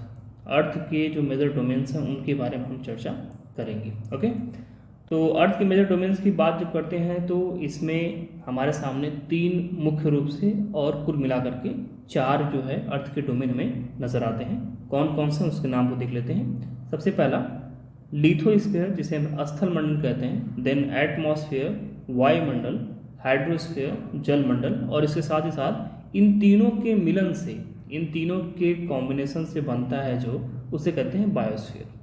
तो ये मेन कंपोनेंट है आपके, जो आपका ये डिफरेंट स्फीयर्स है। ओके, तो इन सब के बारे में अलग अलग से बारी बारी से बात करेंगे, ब्रीफ इंट्रोडक्शन लेंगे। बायोस्फीयर के बारे में देखिए लिखा गया है a narrow zone of land. Land का मतलब लिथोस्फीयर से कनेक्ट कर सकते हैं, वाटर का मतलब हाइड्रोस्फीयर से कनेक्ट कर सकते हैं, और एयर का मतलब एटमॉस्फेयर से कनेक्ट कर सकते हैं। तो इन तीनों का एक मिक्सचर है, जहाँ पे ये तीनों एक साथ मिलेंगे उसे हम कहेंगे ये है बायोस्फीयर, क्योंकि ये तीनों जहाँ मिलते हैं वहाँ पे लाइफ पॉसिबल होती है, और इसी वजह से बायोस्फीयर बहुत ही इंपॉर्टेंट हो जाता है। सबसे पहले ये बात करते हैं लिथोस्फीयर क्या है, थोड़ा इसके बारे में समझ लेते हैं। तो आप सभी लिथोस्फीयर के बारे में कुछ ना कुछ चीज़ें जानते होंगे। इसे हिंदी में स्थल मंडल कहते हैं। तो ये सॉलिड पोर्शन होता है अर्थ का, जो हमें ऊपर से दिखाई देता है, जिस पर हम चलते हैं, वो लिथोस्फीयर का ही पार्ट है। और इसके अंदर जो है रॉक्स मिलेंगे आपको, और थिन लेयर्स ऑफ सॉइल, मिट्टी की पतली पतली परतें आपको दिखाई देती हैं। और मिट्टी के बारे में आपको पता है कि कई सारी चीज़ें मिट्टी में पाई जाती हैं, जैसे ह्यूमस पाया जाता है, जो कि पेड़ पौधों के विकास के लिए काफ़ी इंपॉर्टेंट होता है और फर्टिलिटी प्रदान करता है, जिसकी वजह से खेती उती इत्यादि करने में भी हमें काफ़ी हेल्प मिलती है। ओके, और लिथोस्फीयर का देखिए 2 डायमेंशन होता है। पहला तो एक मेजर जो है वो महाद्वीप है, जिसे हम कॉन्टिनेंट कहते हैं, एंड दूसरा जो है उसे हम कहते हैं महासागरीय नितल, इट मीन्स ओशियन बेसिन। तो 2 पार्ट में हम लिथोस्फीयर को डिवाइड कर सकते हैं। अब देखिए इन 2 पार्ट्स को डिवाइड करने के लिए हमने इस मैप का सहारा लिया है। इसमें आप देख पा रहे होंगे कि टोटल 7 कॉन्टिनेंट और 5 ओशियंस को हमने यहाँ पे पूरे लिथोस्फीयर को डिवाइड कर रखा है। वेल, तो कौन कौन से कॉन्टिनेंट्स हैं? देखिए, सबसे बड़ा जो कॉन्टिनेंट आपका है वो है एशिया, देन आपका है Africa, then North America, then आपका South America, okay, then Antarctica, then Europe and then Australia. तो ये हमने क्रम से देखा कौन से महाद्वीप बड़े हैं, कौन से उनसे छोटे हैं। इसको हमने आगे लिख रखा है तो कोई प्रॉब्लम नहीं है इसमें, आप उससे नोट डाउन कर पाएंगे। देन इसके बाद पैसिफिक ओशियन, ओशियंस के बारे में बात करते हैं। Pacific oceans, Atlantic ocean, Indian ocean, then southern ocean and Arctic ocean. तो ये आपके डिफरेंट ओशियंस, तो 5 मेजर ओशियंस एंड 7 कॉन्टिनेंट्स हमें दिखाई देते हैं लिथोस्फीयर में, ओके। और इसके बाद एक इंफॉर्मेशन है जो कि आप सभी को पता होना चाहिए, क्योंकि इससे कई सारी चीज़ें बहुत ही क्लियरली समझ में आती हैं। जैसे जब भी हम किसी भी चीज़, किसी भी वस्तु का, किसी भी एक उठे हुए भाग का जब हम ऊंचाई मापते हैं, जब उसकी हाइट मापते हैं, तो हाइट हम किस बिना पे मापते हैं, क्या हम रेफरेंस लेते हैं, क्या बेस बनाते हैं? तो जो बेस होता है ना, उस बेस को हम कहते हैं सी वाटर। देखिए, समुद्र का जो तल है, जो समुद्र का जो सरफेस है, जो ऊपर का हिस्सा है, उसी को हम बेस मानते हैं। और उस समुद्र तल से जो भी चीज़ ऊपर उठी हुई है, तो उस समुद्र तल से उस ऊपर उठे हुए भाग की जितनी भी ऊंचाई होगी, मीटर में, किलोमीटर में, वही उसकी ऊंचाई मानी जाती है। तो किसी भी उठे हुए भाग का जो हाइट है उसको मापने का जो तरीका है, बेस आधार मानते हैं सी वाटर को। क्यों मानते हैं? क्योंकि सी वाटर जो है हमेशा एक ही लेवल पर होता है हर जगह, क्योंकि सारे जो ओशियंस हैं आपस में कनेक्टेड है एक दूसरे से, तो इस वजह से जो इनका वाटर का लेवल होता है वो बिल्कुल एक जैसा होता है। तो इस वजह से इसको बेस मान करके किसी भी और अन्य वस्तु की ऊंचाई को बताया जाता है, डिनोट किया जाता है, ओके। आई होप कि कोई बात समझ में आ गई होगी। कुछ फैक्ट्स देख लेते हैं। देखिए, जो हाईएस्ट माउंटेन पीक है वर्ल्ड में, इसके बारे में आपको पता होगा, जिसे हम माउंट एवरेस्ट कहते हैं। इसकी ऊंचाई 8,848 मीटर है सी लेवल से। तो ये कहाँ में मिलता है? ये आपको एशियन कॉन्टिनेंट में मिलता है, हिमालयन रीजन में मिलता है। देन ग्रेटेस्ट डेप्थ, सबसे गहरा जो एक तरह से कह सकते हैं खाई है, उसकी गहराई लगभग 11,022 मीटर्स है। और ये इसको किस नाम से जानते हैं? मैरियाना ट्रेंच के नाम से जानते हैं, जो कि पैसिफिक ओशन में मिलता है। तो ये भी एक फैक्ट है, इन 2 फैक्ट्स को आप ध्यान रखेंगे। अब देखिए, साइज के हिसाब से कॉन्टिनेंट और साइज के हिसाब से ओशियंस, इसको हमने अलग अलग लिख रखा है। तो सबसे बड़ा साइज में कौन सा है? एशिया है, then Africa, then North American, then South America, Antarctica, Europe और ऑस्ट्रेलिया। ऑस्ट्रेलिया सबसे छोटा महाद्वीप है और एशिया सबसे बड़ा महाद्वीप है। साइज के हिसाब से ओशियंस की बात करें तो पैसिफिक ओशन सबसे बड़ा, देन आपका Atlantic ocean, Indian ocean, southern ocean और आर्कटिक ओशियन। तो इनके बारे में भी आप जानते रहें। अब इन ओशियंस के हिंदी नाम तो बिल्कुल ऐसे ही रहेंगे, बस सदर्न ओशियन को आप कह सकते हैं दक्षिणी महासागर, ओके। अब थोड़ा बारी बारी से हम अलग अलग कॉन्टिनेंट्स को भी देख लेते हैं, थोड़ा सा लंबा चैप्टर होगा। देखिए, एशिया कॉन्टिनेंट की बात करें तो ये 1/3 of total land area of the अर्थ है। अर्थ का जितना लैंड है, अर्थ में जितना भी लैंड स्थित है, उन लैंड का 1/3 एरिया है, ओके। तो अगर अर्थ पे 30 स्क्वायर किलोमीटर का लैंड एरिया है, तो 10 स्क्वायर किलोमीटर जो है टोटल, वो एशिया का ही पार्ट हो जाएगा। देन कुछ और फैक्ट हैं, जैसे एडमंड हिलेरी हैं जो कि न्यूजीलैंड के हैं, तेंजिंग नॉर्वे हैं, शेरपा जो कि इंडिया के हैं। ये 2 लोग पहले ऐसे व्यक्ति थे जिन्होंने माउंट एवरेस्ट की चढ़ाई करी थी। कब की थी? 29 मई 1953। तो इन दोनों लोगों का नाम आप ध्यान रखें, किसी एग्जाम में अगर पूछ लिया जाए, वनडे एग्जाम में, other than UPSC exam, then ये आपको यहाँ पे हेल्प करेगा। देन 2-3 और फैक्ट इसी से रिलेटेड। जुनको तोबाई जो हैं ये जापान के हैं और ये पहली महिला हैं, और इन्होंने अर्थ जो आपका माउंट एवरेस्ट है उसकी चढ़ाई की थी और शिखर तक पहुंची थी ये 16 मई 1975 को। तो ये फर्स्ट वुमेन थी। इसके बाद इंडिया में फर्स्ट वुमेन कौन था? तो उनका नाम था, आप सभी जानते हैं, बछेंद्री पाल, काफ़ी फेमस है। और ये 1984 में 23 मई को माउंट एवरेस्ट पर फतह की थी।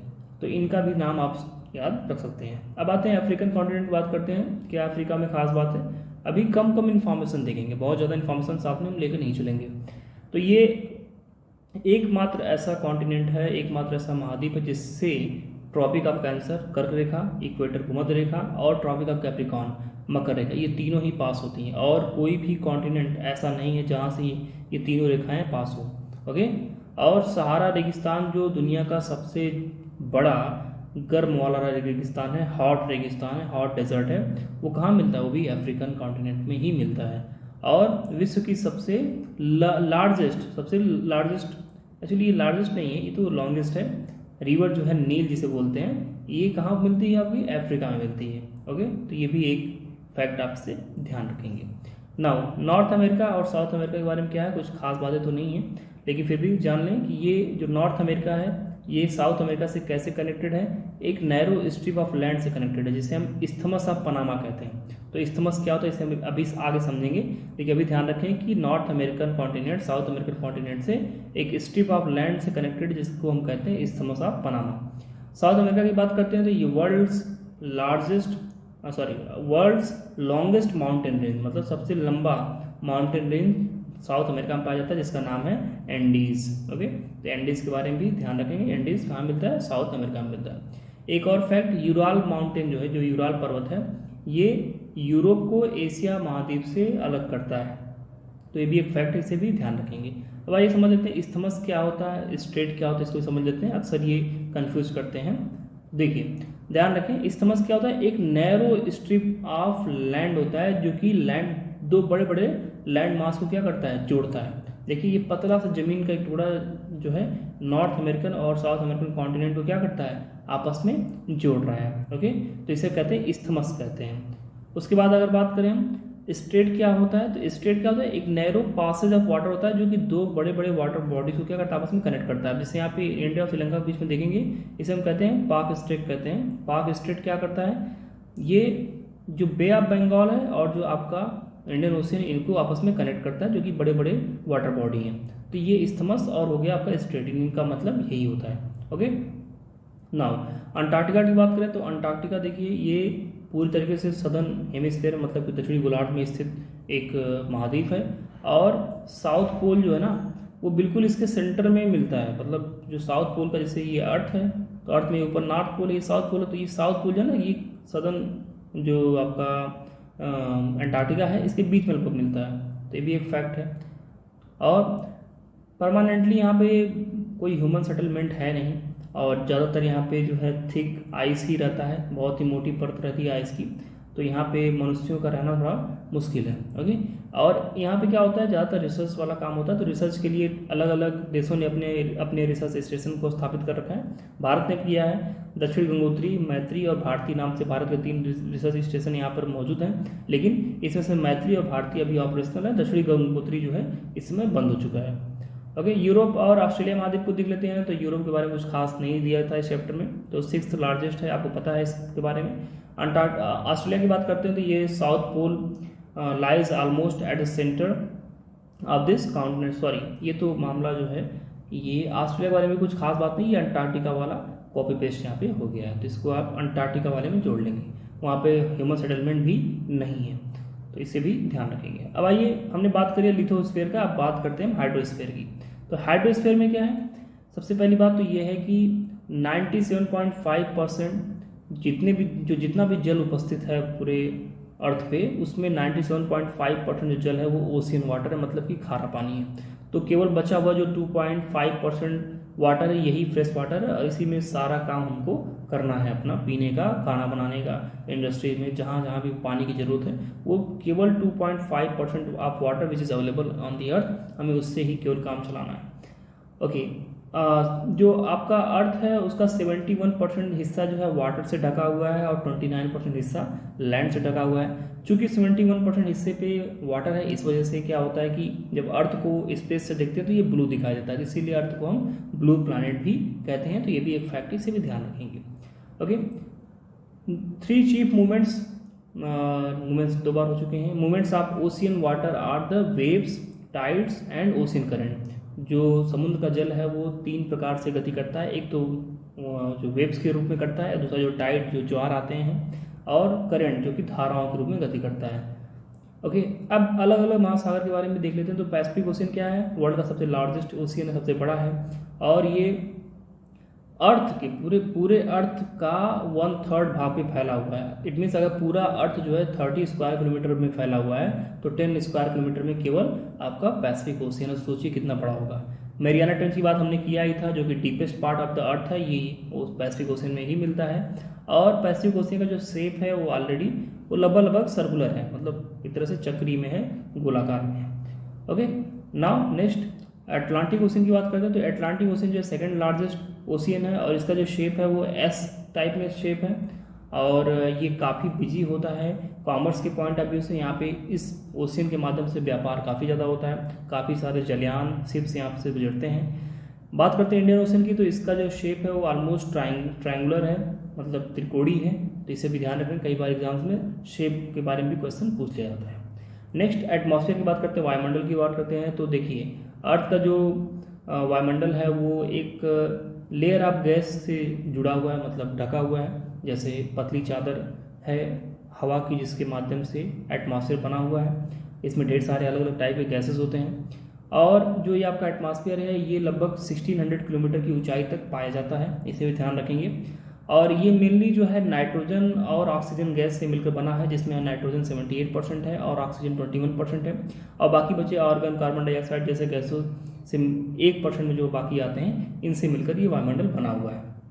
ओके, इन सब के बारे में आगे आने वाले चैप्टर्स में हम डिटेल में पढ़ेंगे। अभी हम बस एक ओवरव्यू ले रहे हैं कि क्या कैसे चीज़ें हैं।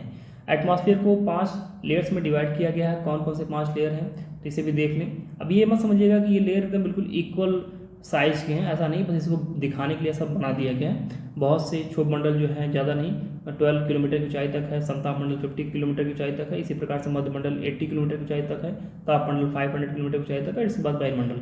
तो ये मतलब अलग अलग इनका हाइट है, लेकिन यही 5 हैं, ट्रोपोस्फेयर, स्ट्रेटोस्फेयर, मेसोस्फेयर, थर्मोस्फेयर और एक्सोस्फेयर।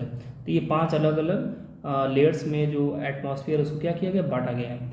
और जैसे जैसे आप नीचे से सरफेस से, अर्थ के सरफेस से ऊपर की तरफ जाते हैं, टेम्परेचर क्या होता है, डिक्रीज होता है। तो इसको भी हम बाद में आने वाले चैप्टर्स में अच्छे से देखेंगे किस प्रकार से 6.5 डिग्री टेम्परेचर डिक्रीज होता है जब हम 1 किलोमीटर ऊपर चले जाते हैं। तो ये सब चीज़ें हमें देखना है। देन बायोस्फीयर कहते हैं, तो बायोस्फीयर के बारे में हमने पढ़ लिया चीज़ें, 2 प्रकार का होता भी है, प्लांट किंगडम और एनिमल किंगडम में से हम डिवाइड कर सकते हैं। इसका एक चित्र आप देख लीजिए, देखिए बायोस्फीयर का चित्र है, जिसमें आप देख पा रहे होंगे कि ये रहा आपका एटमॉस्फेयर, देन आपका है ये हाइड्रोस्फीयर जहाँ पे जल है, देन आपका लिथोस्फीयर, और जहाँ ये तीनों मिल रहे हैं वहाँ पे देखिए जीवन पॉसिबल है। कई सारे यहाँ पे एनिमल्स दिखाई देते हैं, ह्यूमन सेटलमेंट्स दिखाई देते हैं। तो बायोस्फीयर का यही बहुत ही इंपॉर्टेंस है। ओके, तो इन चीज़ों को भी हमने देख लिया। तो डियर स्टूडेंट, हमने ये सारी चीज़ें यहाँ पे कवर कर ली हैं इस चैप्टर से। का थोड़ा बड़ा चैप्टर था लेकिन बहुत सी इंपॉर्टेंट चीज़ें यहाँ पे दी गई थी। तो आई होप कि आपको वीडियो पसंद आया होगा। इसके बाद मिलते हैं अपने अगले वीडियो में, तब तक के लिए नमस्कार। Welcome back dear parents, NCERT summary में आप सभी का स्वागत है।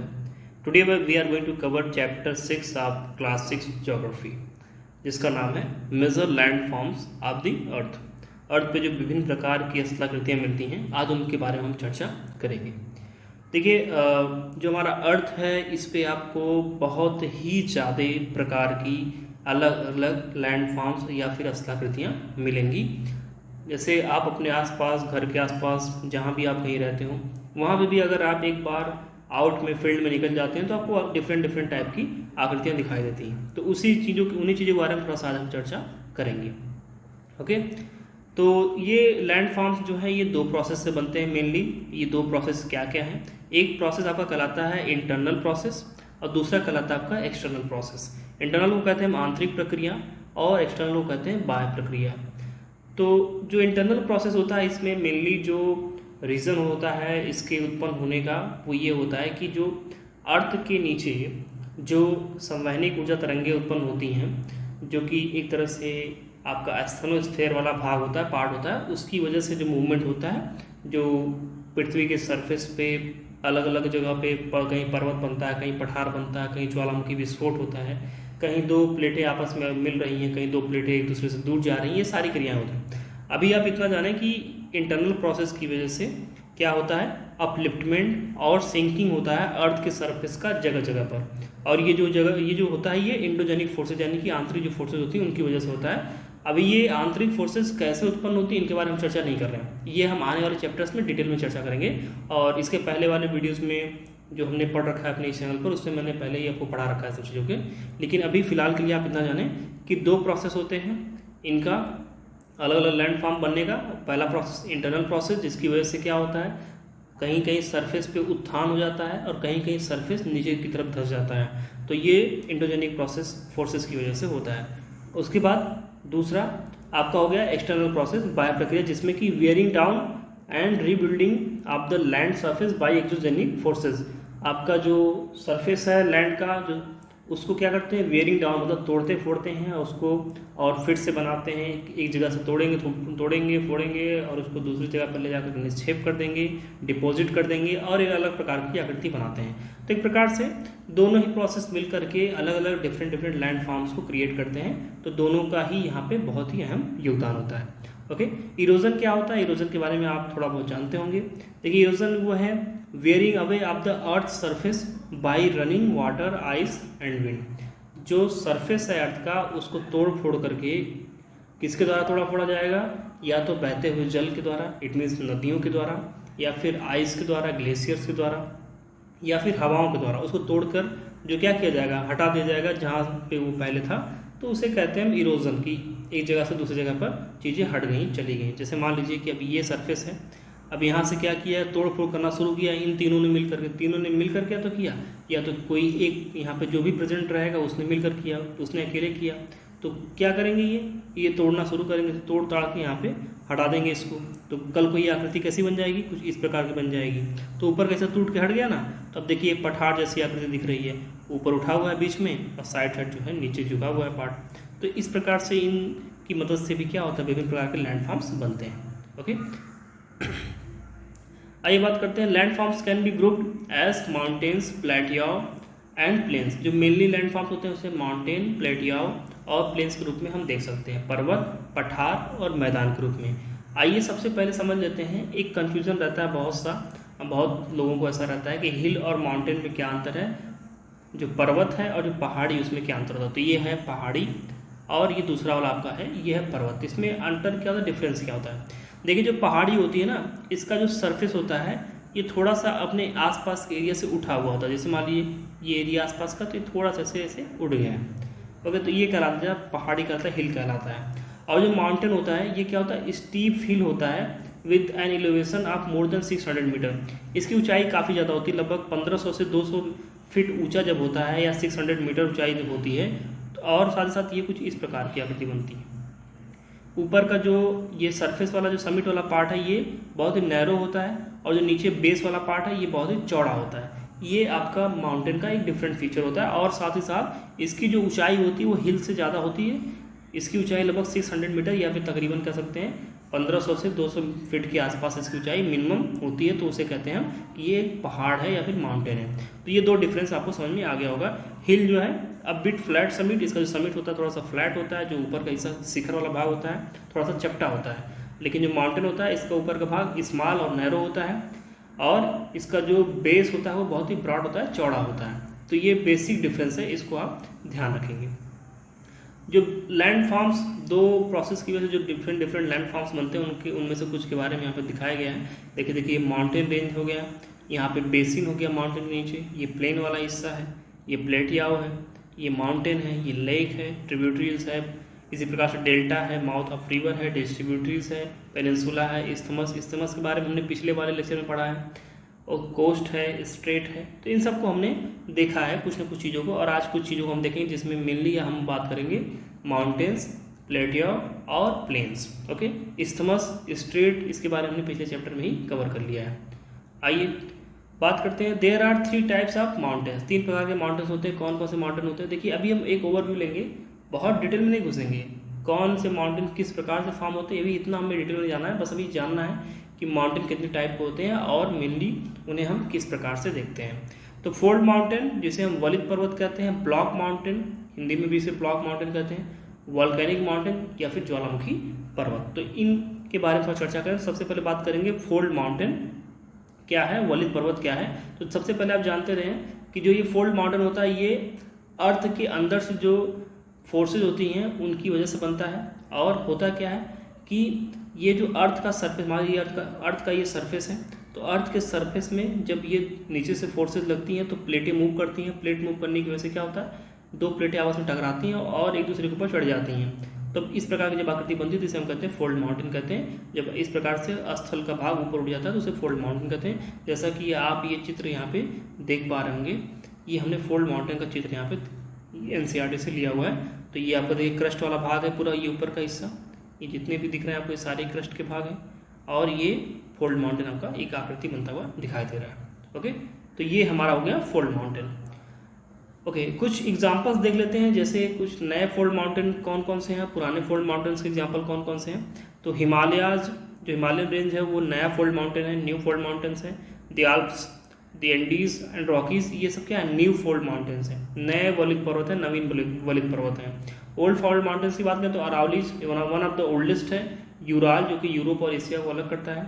अपलेशियन जो कि नॉर्थ अमेरिका का एक पार्ट है, ये भी क्या है, ओल्ड माउंटेन है, ओल्ड फोल्ड माउंटेन है। ओके, हाँ, एक चीज़ और, एक बहुत ही इंटरेस्टिंग फैक्ट है, आप सभी जानते हैं कि जो विश्व का सबसे ऊंचा पर्वत है, पर्वत शिखर है, वो है माउंट एवरेस्ट, जिसकी ऊंचाई 8,848 मीटर्स है। लेकिन अगर मैं आपसे कहूँ कि इससे भी ऊंचा पर्वत है जो कि हम देखते नहीं, जो हमें दिखाई नहीं देता है, तो आप कहेंगे ऐसा हो नहीं सकता, लेकिन ऐसा है। माउना किया हवाई में स्थित एक पर्वत है जो कि पैसिफिक ओशियन के अंदर है, जो पैसिफिक, जो प्रशांत महासागर है उसके अंदर स्थित ये पर्वत है, और इसकी हाइट जो है 10,205 मीटर है, 10,205 मीटर। सोचिए, ये लगभग मोर देन 1.5 किलोमीटर लॉन्ग है, हाई है, किससे, माउंट एवरेस्ट से। तो कितना ऊंचा है, इससे हम अंदाजा लगा सकते हैं कि जो पैसिफिक ओशियन है वो कितना गहरा है। तो कितना इंटरेस्टिंग फैक्ट है ये, बहुत ही शानदार। अब बात करते हैं ब्लॉक माउंटेन्स क्या होते हैं। तो ब्लॉक माउंटेन्स देखिए, ये क्रिएट किए जाते हैं when the large area are broken and displaced vertically. तो मान लीजिए एक कोई बड़ा सा एरिया है, ये क्या, तो यहाँ से टूट जाता है और ये ऊपर की तरफ वर्टिकली, ऊपर की तरफ क्या हो जाता है, डिस्प्लेस हो जाता है। तो इस प्रकार की जब आकृति बनेगी तो उसे हम कहेंगे ये है एक ब्लॉक माउंटेन। अब इसमें जो the uplifted blocks are termed as horst, जो उठे हुए हिस्से होते हैं उस एरिया के, उसे हॉस्ट बोलते हैं, और जो नीचे वाले हिस्से होते हैं उसे ग्रेबन बोलते हैं। इसको आप चित्र के माध्यम से ज़्यादा बेहतर तरीके से समझ पाएंगे। उससे पहले आप इसके दो एग्जाम्पल देख लीजिए। The Rhine valley and the vastest mountain of the Europe is the examples of the block mountain.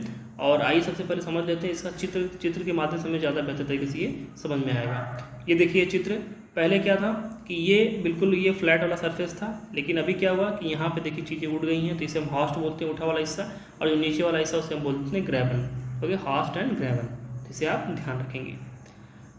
अब आइए बात करते हैं वोल्केनिक माउंटेन की बात करते हैं, ज्वालामुखी पर्वत की बात करते हैं। तो these types of mountain are form due to volcanic activities. आपको पता है जब भी धरती के अंदर से जो मैग्मा है, तरल मैग्मा, जब वो बाहर आता है तो क्या होता है, ज्वालामुखी के रूप में बाहर आता है, और जब इसका जो मैग्मा है लगातार ठंडा होता जाता है लावा के फॉर्म में, तो ये क्या करता है, धीरे धीरे अपने आसपास के सरफेस से ऊंचा उठ जाता है, और फिर ये धीरे धीरे पर्वत का रूप लेने लगता है, जिसे हम कहते हैं ज्वालामुखी पर्वत। इसके एग्जाम्पल में देखेंगे तो माउंट किलिमंजारो जो कि अफ्रीका में स्थित एक ज्वालामुखी पर्वत है, माउंट फ्यूजियामा ये जापान में स्थित एक ज्वालामुखी पर्वत है। ये कुछ इसके एग्जाम्पल्स में हम देख पा रहे हैं। यहाँ पर हमने NCERT से ही लिया हुआ है जो फिगर है, ये एक वोल्केनिक माउंटेन का फिगर है, एक ज्वालामुखी पर्वत का फिगर है, जिसमें ये दिखाया जा रहा है कि मैग्मा देखिए यहाँ पर बन रहा है बहुत ही ज़्यादा प्रेशर के साथ, और फिर ये मैग्मा ऊपर की तरफ जा रहा है, और ऊपर जाकर के ये मैग्मा क्या कर रहा है, इस पूरे ऊपर जाकर के ये मैग्मा यहाँ से बाहर निकल रहा है, जिसमें बाहर निकलते वक्त अपने साथ ये बहुत ज़्यादा cloud of steam, volcanic ash और गैस, मतलब राख, बहुत सारे गैसेस, अब बहुत ज़्यादा यहाँ पे जलवाष्प भी अपने साथ लेकर निकल रहा है, और इसके साथ ही साथ जो सरफेस को ये तोड़ रहा है तो लावा बम्प्स भी यहाँ से बाहर निकल रहे हैं। ओके, और मॉल्टन मैग्मा जो है वो भी बाहर निकल के क्या कर रहा है, ठंडा हो जा रहा है, और फिर ये एक स्ट्रक्चर, एक आकृति का रूप यहाँ पर ले पा रहा है। ओके, इंपॉर्टेंस ऑफ माउंटेन्स क्या है, माउंटेन्स आखिर हमारे लिए क्यों इंपॉर्टेंट है, इनके बारे में भी कुछ बातों को देख लेते हैं। सबसे पहली बात तो ये है, स्टोर हाउस ऑफ वाटर होते हैं ग्लेशियर्स की फॉर्म में। आप जानते हैं कि यहाँ पे जल का काफ़ी ज़्यादा स्टोरेज होता है, और यहाँ से जो जल है, यहाँ से कई सारी नदियाँ जो हैं ओरिजिनेट होती हैं, और जिसकी वजह से कई सारी नदियाँ वर्ष भर जल से युक्त रहती हैं। और चूँकि यहाँ पे जल है, नदियाँ यहाँ पे निकलती हैं, तो यहाँ पे हाइड्रो पावर्स प्रोजेक्ट जो है काफ़ी ज़्यादा इस्टेब्लिश होते हैं, तो इसके लिए भी काफ़ी इंपॉर्टेंट हो जाते हैं। देन ये रिवर वैलीज़ और जो टेरेसेस होते हैं, इन पर काफ़ी खेती करने की काफ़ी अच्छी आइडियल कंडीशंस होती हैं, तो इस वजह से भी ये इंपॉर्टेंट हो जाते हैं। Then rich flora and fauna, यहाँ पे कई प्रकार के अच्छे वनस्पतियाँ, कई दुर्लभ वनस्पतियाँ, कई प्रकार के दुर्लभ जीव यहाँ पे मिलते हैं, कई जंतु मिलते हैं, तो इसलिए भी ये काफ़ी इंपॉर्टेंट हो जाते हैं माउंटेन्स। देन टूरिज्म के पॉइंट ऑफ व्यू से काफ़ी इंपॉर्टेंट होते हैं, बहुत अच्छी सीनरिक व्यू होती है, बहुत अच्छा दिखने में बहुत अच्छा लगता है। जब ग्लेशियर्स, जब बर्फ़ से पर्वत माउंटेन्स ढक जाते हैं तब वो और खूबसूरत लगते हैं देखने में, तो कई सारे लोग इन चीज़ों का लुत्फ़ उठाने के लिए इन प्लेसेस को as a tourism spot choose करते हैं, पसंद करते हैं। स्पोर्ट्स में बात करें तो ढेर सारे स्पोर्ट्स, जैसे पैराग्लाइडिंग हो गया, हैंग ग्लाइडिंग हो गया, रिवर राफ्टिंग हो गया, स्कीइंग हो गया, इस प्रकार के स्पोर्ट्स भी इन एरियाज़ में डेवलप होते हैं। अब बात करते हैं प्लेटियाओं की, बात करते हैं पठार की। देखिए प्लेटियाओं क्या होता है, एक प्रकार का ये उठा हुआ एलिवेटेड फ्लैट लैंड होता है। जैसे मान लीजिए ये सरफेस है और यहाँ से कुछ हिस्सा ऐसे मेज की तरह उठ गया है, तो इसे कह देंगे plateau. Okay, it is a flat topped table land standing above the surrounding area. ये एक प्रकार से फ्लैट, बिल्कुल फ्लैट टेबल के जैसा एक उठा हुआ भाग है अपने आसपास से, और इसे पठार कहते हैं। इसमें कई सारे पठार हैं जो कि वर्ल्ड फेमस हैं, जिसमें हम कुछ नाम यहाँ पे देख लेते हैं। जैसे सबसे पहला तो आपका इंडिया का ही है, डेक्कन प्लेटियाओ, ये इंडिया का है। देन ईस्ट अफ्रीकन प्लेटियाओ इन केन्या, तंजानिया और युगांडा में, जो पूर्वी अफ्रीका का जो पठार है वो भी काफ़ी फेमस है। देन वेस्टर्न प्लेटियाओ ऑस्ट्रेलिया का जो पश्चिमी वाला जो पठार वाला भाग है वो भी काफ़ी फेमस है इसके लिए। और बात करें अगर तो सबसे इम्पोर्टेंट जो है वो तिब्बत का प्लेटियाओ, जो कि हाईएस्ट प्लेटियाओ है, इसकी ऊंचाई सबसे ज़्यादा है वर्ल्ड में। इसकी ऊंचाई लगभग 4000 से लेकर 6000 metre, 4000 metres to 6000 metre above the mean sea level. Mean sea level क्या है, इसके बारे में हमने पिछले वाले वीडियो में चर्चा कर लिया है। तो ये काफ़ी ज़्यादा ऊंचा है, कई सारे पर्वत से भी ऊंचा ये आपका जो तिब्बतन प्लेटियाओ है ये आपको दिखता है। ओके, अफ्रीकन प्लेटियाओ जो है वो किस चीज़ के लिए फेमस है, यहाँ पे गोल्ड की माइनिंग होती है, डायमंड की माइनिंग होती है। और जो छोटा नागपुर का पठार जो कि इंडिया में स्थित है, यहाँ पर आयरन की माइनिंग, कोल की माइनिंग, मैंगनीज की माइनिंग होती है। तो इस प्रकार से हम कह सकते हैं कि ये बहुत ही ज़्यादा इंपॉर्टेंट होते हैं मिनरल्स के लिए। जो प्लेटियाओज होते हैं वहाँ पे मिनरल्स काफ़ी ज़्यादा मात्रा में मिलते हैं। देन लास्ट वाला जो हमारा पार्ट है इसमें वो है प्लेन्स या मैदान कह सकते हैं। तो plains are large stretches of flat land, ये बहुत ही लंबे फ्लैट की तरफ फैले हुए बिल्कुल लैंड होते हैं, और ये 200 मीटर्स, लगभग 200 मीटर के मैक्सिमम 200 मीटर तक इनकी ऊंचाई होती है सी लेवल से।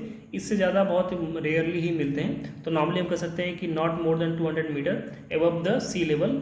तो सी लेवल से बहुत ज़्यादा ये ऊंचे नहीं होते हैं। और ये किस लिए यूज़फुल होते हैं इसको भी देख लेते हैं। देखिए लैंड के बारे में आप सभी जानते हैं, एग्रीकल्चर के सबसे बड़ा इंपॉर्टेंस है, क्योंकि बहुत ही फर्टाइल लैंड होते हैं, क्योंकि नदियों के जल के माध्यम से अब बारिश लगातार होती रहती है, तो वहाँ पे काफ़ी ज़्यादा फर्टिलिटी आ जाती है। और यहाँ पे कंस्ट्रक्शन करना काफ़ी ईजी होता है।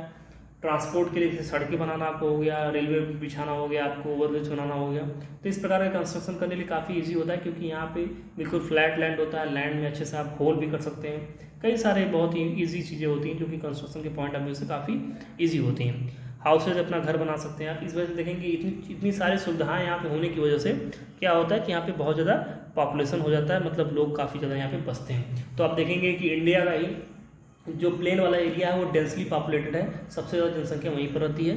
जबकि जो हिली एरियाज़ हैं, जो पहाड़ी वाले एरियाज़ हैं, वहाँ पे पॉपुलेशन कम, जैसे कि अरुणाचल प्रदेश में आप देखेंगे जो उसका पॉपुलेशन डेंसिटी है वो 17 पीपल पर स्क्वायर किलोमीटर है, मतलब कि 1 स्क्वायर किलोमीटर में केवल 17 लोग ही रहते हैं। जबकि वहीं आप दिल्ली जैसे शहर का देखेंगे या फिर यूपी जैसे स्टेट का देखेंगे तो काफ़ी ज़्यादा आपको दिखेगा। दिल्ली में 11,000 के आसपास है, यूपी में 8 to 900 के आसपास है, उसी प्रकार से 1100 के आसपास बिहार में आपको डेंसिटी मिलेगी। तो काफ़ी ज़्यादा यहाँ पर डेंसिटी मिलती है, लोग काफ़ी यहाँ पर रहते हैं, क्योंकि फर्टाइल लैंड है, लोगों की जीविका के लिए प्रॉब्लम नहीं आती है, प्लस चीज़ें बहुत आसानी से यहाँ पे अवेलेबल हो जाती हैं। तो डियर स्टूडेंट, ये हमने कंप्लीट कर लिया क्लास 6 का चैप्टर नंबर 6। ओके, तो आई होप कि आपको वीडियो पसंद आया होगा। इसके बाद मिलते हैं अपने अगले वीडियो में, तब तक के लिए नमस्कार।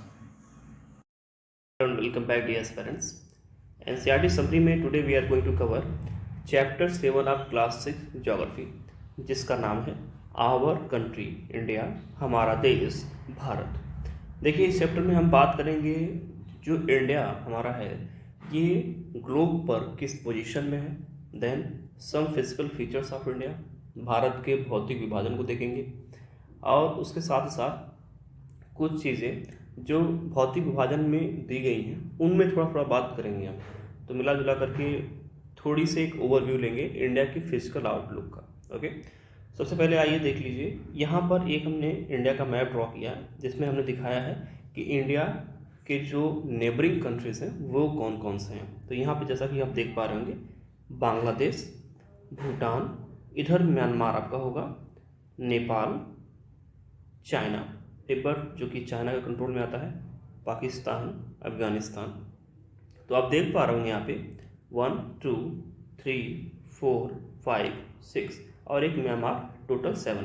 तो हम कह सकते हैं इंडिया के नेबर में कितने कंट्री हैं, टोटल 7 कंट्रीज हैं। ओके, और ये तो बात रही आपके इंडिया के जो लैंड शेयर करते हैं इंडिया से, उनकी बात रही।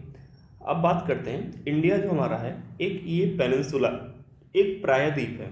ओके, तो पेनिनसुला का मतलब क्या होता है, किस प्रकार के लैंड फॉर्म्स को हम पेनिनसुला कहते हैं। तो देखिए, इसका सिंपल सा डेफिनेशन है, जो भी लैंड फॉर्म 3 साइड से वाटर से घिरा होता है उसे हम कहते हैं पेनिनसुला।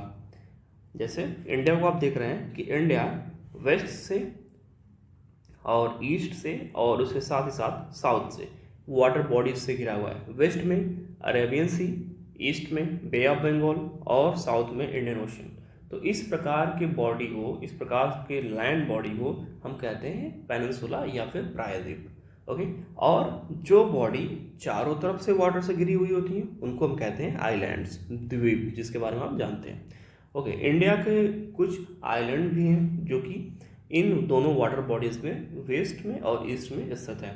तो लक्षद्वीप एक आपका आइलैंड बॉडीज है, द्वीपों का समूह है, ग्रुप ऑफ आइलैंड्स है, जो कि इंडिया से वेस्ट साइड में अरेबियन ओशन में मिलता है, अरेबियन सी में मिलता है। Okay, sorry. देन बात करें अंडमान एंड निकोबार आइलैंड्स की, तो ये भी इंडिया के कंट्रोल में आता है और ये बे ऑफ बंगाल में स्थित है। ओके, भारत के हमने देखा कि 7 ऐसे कंट्रीज हैं जो कि लैंड शेयर करते हैं इंडिया के साथ। Now there are 2 another countries which shares water boundaries. कौन कौन से हैं, जैसे एक आपका होगा यहाँ पे श्रीलंका, ये है आपका भारत के साथ जल सीमा साझा करने वाला एक देश। इसके साथ ही साथ और आप साउथ में जाएंगे, देन मालदीव्स, ये भी एक आइलैंड, ग्रुप ऑफ आइलैंड्स है और ये भी भारत के साथ जल सीमा साझा करता है। ओके, तो ये हमने कुछ बेसिक चीज़ें, कुछ बेसिक ओवरव्यूज लिए हैं। अब आइए समझते हैं कि इंडिया का जो हमारा एक फैलाव है, एक जो स्ट्रेच है, कितनी दूर तक हमारा भारत फैला हुआ है, हमारे पास कितने एरिया में टोटल जो भी लैंड है वो है, प्लस लैटिट्यूड एंड लॉन्गिट्यूड के पॉइंट ऑफ व्यू से हमारा जो ग्लोब पर कितना ज़्यादा विस्तार है, इन सब चीज़ों को समझ लेते हैं। ओके, तो India has an area of about ये गलत हो गया, इसे आप कर लेंगे 32.8 मिलियन स्क्वायर किलोमीटर। ये हमारे पास इतना लैंड एरिया है। ओके, और इसके साथ ही साथ इंडिया को हम नॉर्थ और साउथ के हिसाब से देखेंगे तो इसमें हम कुछ इन्फॉर्मेशन अपने पास ले लेते हैं। जैसे इंडिया को अगर हम नॉर्थ में कश्मीर से लेकर साउथ में कन्याकुमारी तक देखें तो ये जो इतनी दूरी जो इनके बीच की है, ये दूरी है टोटल 3200 किलोमीटर। ओके, और उसी प्रकार से जब वेस्ट से ईस्ट यानी कि पश्चिम से पूर्व की तरफ गुजरात से लेकर अरुणाचल प्रदेश तक की लंबाई को इस दूरी को देखें तो यह है 2900 किलोमीटर। तो 3200 किलोमीटर आपका नॉर्थ टू साउथ है और 2900 किलोमीटर वेस्ट टू ईस्ट है। तो ये हमारा जो है एक लंबवत और एक हॉरिजॉन्टल जो एक विस्तार होता है वो कुछ इस प्रकार से दिया हुआ है। देन अगर हम लैटिट्यूड के पॉइंट ऑफ व्यू से देखें, देन आपका हमारा जो नॉर्थ में है, नॉर्थ में जो कन्याकुमारी वाला क्षेत्र है, वहाँ पर 8 डिग्री 4 मिनट नॉर्थ लैटिट्यूड से लेकर के नॉर्थ में 37 डिग्री 6 मिनट नॉर्थ लैटिट्यूड तक हमारा लैटिट्यूडनल स्ट्रेच है, विस्तार है। उसके बाद वेस्ट टू ईस्ट की बात करें तो 68 डिग्री 7 मिनट ईस्ट से लेकर के 97 डिग्री 25 मिनट ईस्ट तक हमारा जो है एक तरह से ईस्टर्न जो स्ट्रेच है, पूर्वी विस्तार है। ओके, तो ये हमारे इंडिया का एक विस्तार वाला क्षेत्र है। इसको हम आगे भी देख लेंगे। वैसे आपको मैंने लैटिट्यूड लॉन्गिट्यूड वाला चैप्टर ऑलरेडी कवर करा दिया है, तो आपको ये चीज़ें समझ में आ रही होंगी। नहीं नाउ आइए देखते हैं, ये हमारा देखिए इंडिया, इसको हमने मैप पर ले लिया है। तो जैसे आपने देखा हमने किस प्रकार से इंडिया कितने लैटिट्यूड में फैला हुआ है, तो एक लैटिट्यूड आपका है 82 डिग्री एंड 30 मिनट ईस्ट, इसे ये आपका इलाहाबाद के नैनी से जाता है, जो प्रयागराज अब कहलाता है।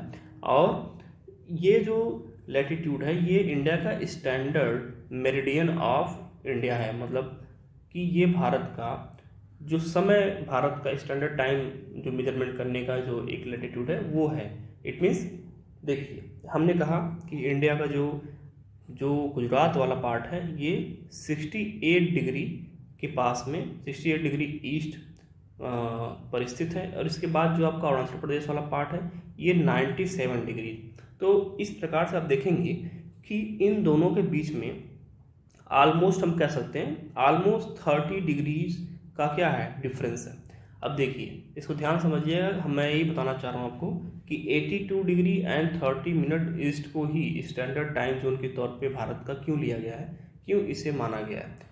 तो अब देखिए कि इन दोनों के बीच का जो डिफरेंस है वो लगभग 30 डिग्री का है, और 30 डिग्री डिफरेंस का मतलब देखिए आप सभी जानते हैं कि 15 डिग्री ट्रेवल करने में जो ग्लोब है उसको 1 आवर का टाइम लगता है 15 डिग्री लैटिट्यूड कवर करने में। तो 30 डिग्री लैटिट्यूड कवर करने में कितना टाइम लगेगा लगभग 2 आवर।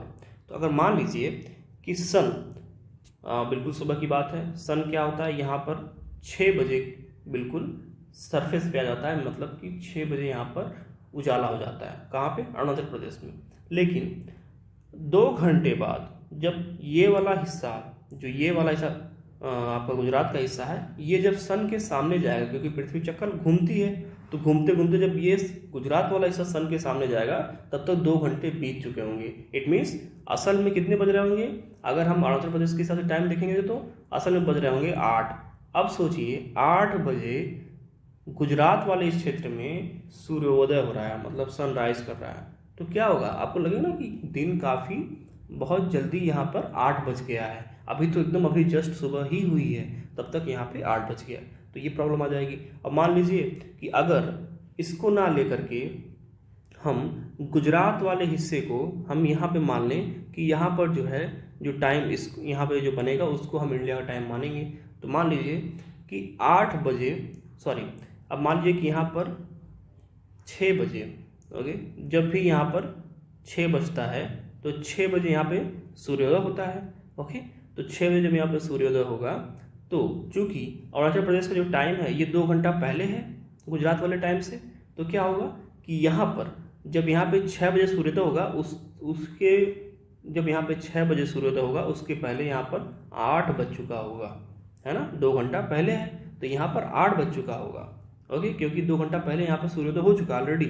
लेकिन इंडिया के टाइम के हिसाब से यहाँ पर 8 बजे क्या होंगे, सुबह होंगे, मतलब सूर्योदय होगा। अब देखिए इससे प्रॉब्लम क्या आएगी, अब मान लीजिए कई जगह ऑफिस जो होती हैं वो क्या होती है 10 बजे के हिसाब से होती हैं, तो यहाँ पर गुजरात में तो मान लीजिए 10 बजे ऑफिस जो होगा तो उसका टाइम होगा 10 o'clock। ओके, लेकिन यहाँ पर जो ऑफिस खुलेंगे वो 12 बजे खुलेंगे, दोपहर बिल्कुल 12 बजे। और बंद कब होंगे, जिस हिसाब से टाइमिंग होगा उस हिसाब से बंद होंगे।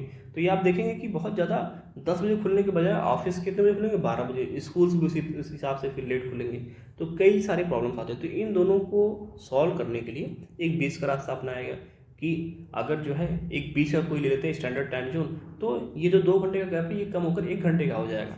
और जब ऐसा होगा तो 1 घंटा बहुत ज़्यादा पता नहीं चलेगा किसी को, 1 घंटा आराम से वो उसी में घुल मिल जाएगा। तो जहाँ पर यहाँ पे 6 बजे अगर सूर्योदय हो रहा है तो यहाँ पे 7 बजे होगा, तो ज़्यादा डिफरेंस समझ नहीं आएगा। लेकिन 8 बजे का डिफरेंस समझ में आ रहा है, तो इस वजह से यहाँ पर एक हमने स्टैंडर्ड टाइम जोन लिया है।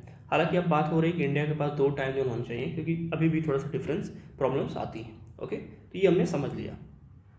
ये देखिए इंडिया का पॉलिटिकल मैप है, हालांकि ये एनसीईआरटी वाला है जिसमें कि इंडिया का जो लेटेस्ट मैप है उसको इंक्लूड नहीं किया गया है, तो इसको हम ना देख करके हम दूसरा मैप देखेंगे।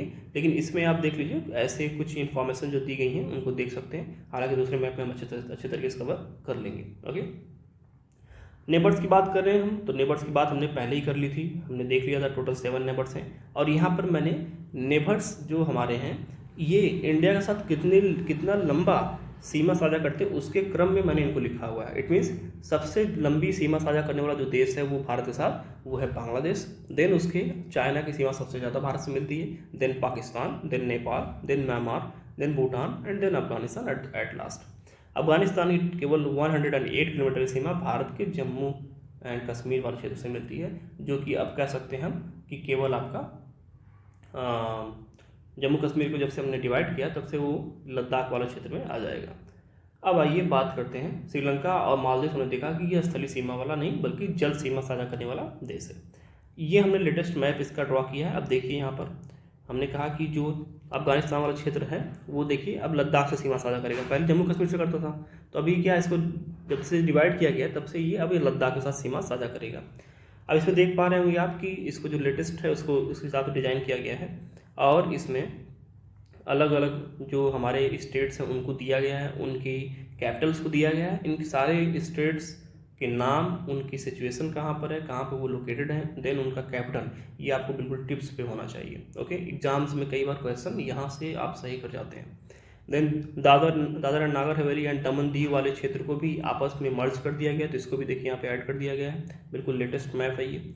एंड बाकी जो सारे हिस्से हैं वो देख पा रहे होंगे आप। पुडुचेरी जो कि 3 राज्यों में फैला हुआ है, पुडुचेरी यहाँ पे यनम कहते हैं आप आंध्र प्रदेश में, पुडुचेरी और कराईकल बोलते हैं तमिलनाडु में, एंड देन माहे बोलते हैं केरला में। तो इसको भी आप देख लेंगे। तो ये सारे इंपॉर्टेंट जो चीज़ें यहाँ पे दी गई हैं। अंडमान निकोबार का जो कैपिटल है वो है पोर्ट ब्लेयर, उसी प्रकार से जो लक्षद्वीप का कैपिटल है वो है कवरत्ती। तो इसे आप ध्यान से अपनी तरफ से देख लेंगे। हम इसको मैप को छोटा कर देते हैं ताकि आप स्क्रीनशॉट एक ले पाएँ। ओके, इसे ध्यान से देख लेंगे। Now moving on next. तो अब बात करते हैं India has now 28 states and 8 UTs. तो 28 राज्य और 8 केंद्र शासित प्रदेश हमारे देश में अब हैं। अब आइए बात करते हैं जो इस चैप्टर का मेन है वो है फिजिकल डिवीजन, कि भारत को जो फिजिकल डिवीजन किया गया वो क्या है।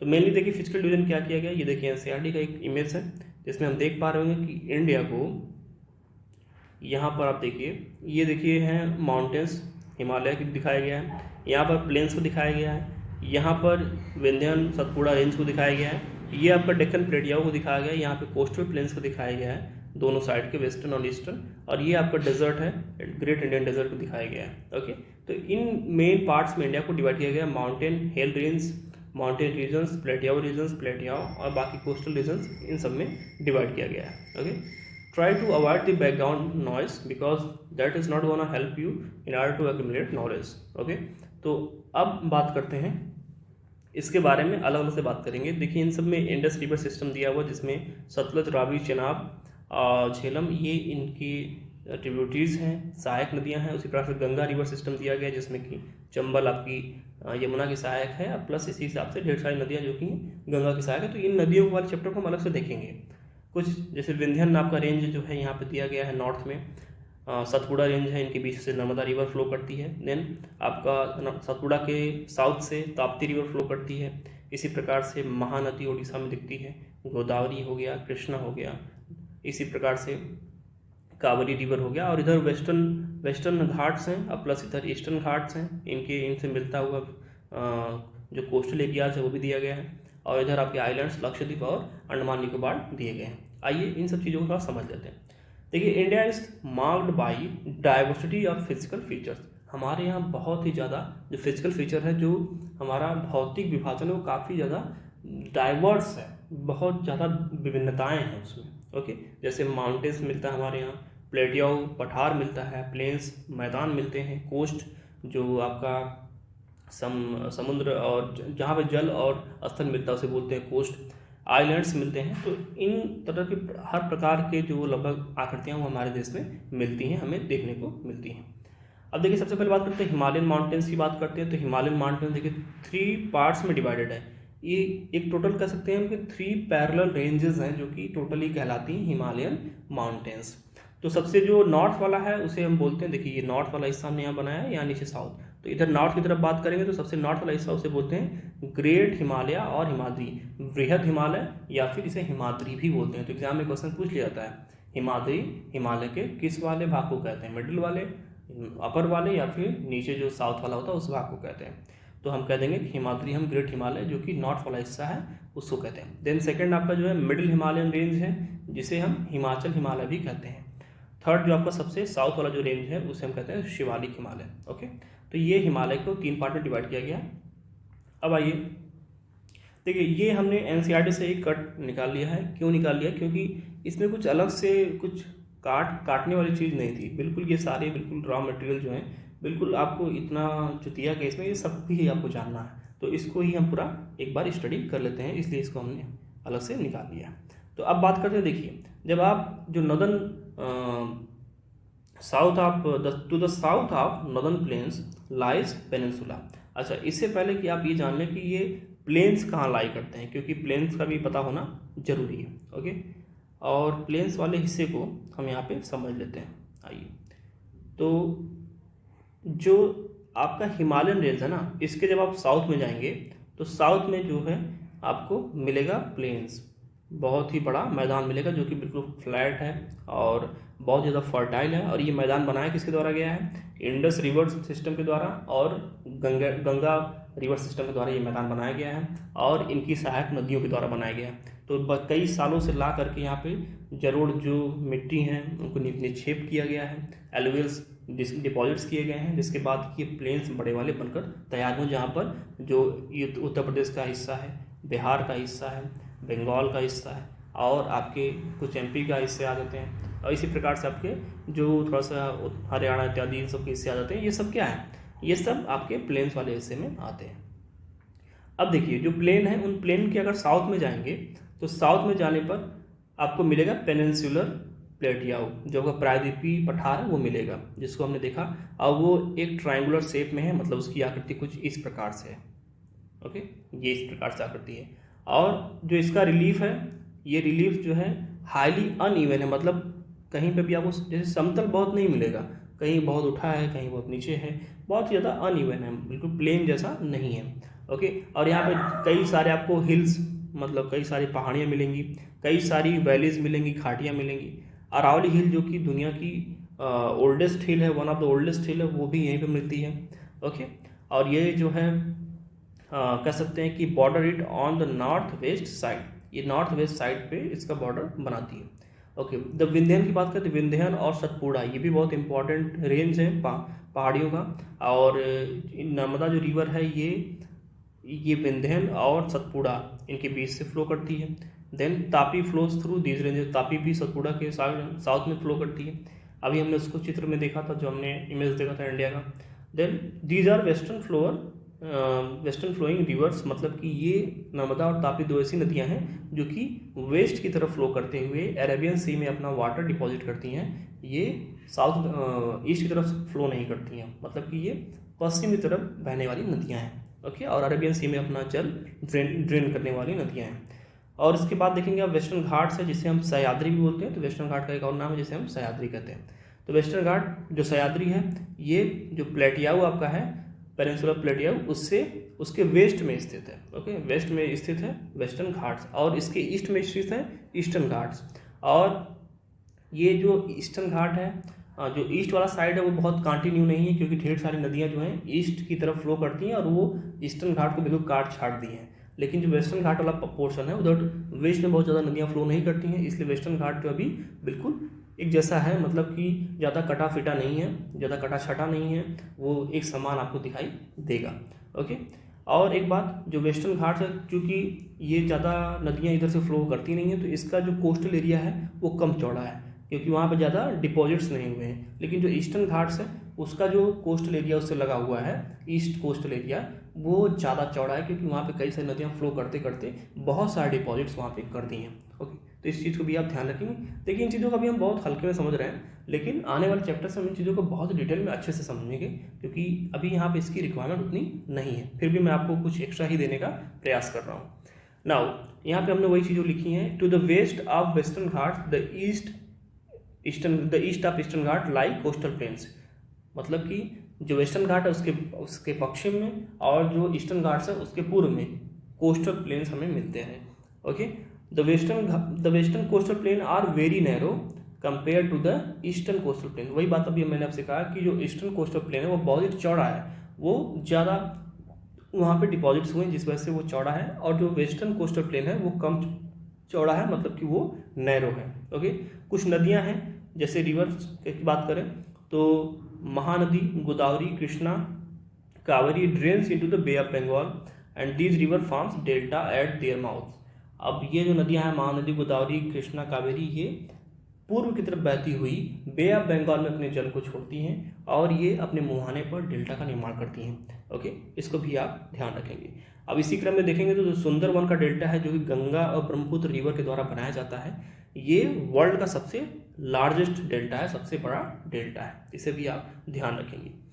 2 ग्रुप्स ऑफ आइलैंड्स की बात करें तो हमने बताया कि एक लक्षद्वीप है और एक आपका अंडमान निकोबार वाला आइलैंड है। तो लक्षद्वीप कहाँ लोकेटेड है? अरेबियन सी में। अंडमान निकोबार बे ऑफ बंगाल में लोकेटेड है। जो लक्षद्वीप वाला आपका आइलैंड है, ये कोरल आइलैंड कहलाता है, ये कोरल से बना हुआ है। अब कोरल क्या होते हैं? देखिए, कोरल क्या होते हैं? एक प्रकार के स्केलेटन होते हैं। स्केलेटन मतलब ढांचा, हड्डियों का ढांचा। Skeleton of टिनी marine animals called polyps. Polyps एक प्रकार के बहुत ही छोटे समुद्री जीव होते हैं जिनका जो ढांचा होता है, जो कंकाल होता है, उन कंकाल से कोरल्स का निर्माण होता है। अब देखिए, अब ये क्या होता है कि जब पॉलिप्स मर जाते हैं, when they die, skeletons are left. अब ये पॉलिप है, ये मर गया तो इसका स्केलेटन जो है वो रह जाएगा।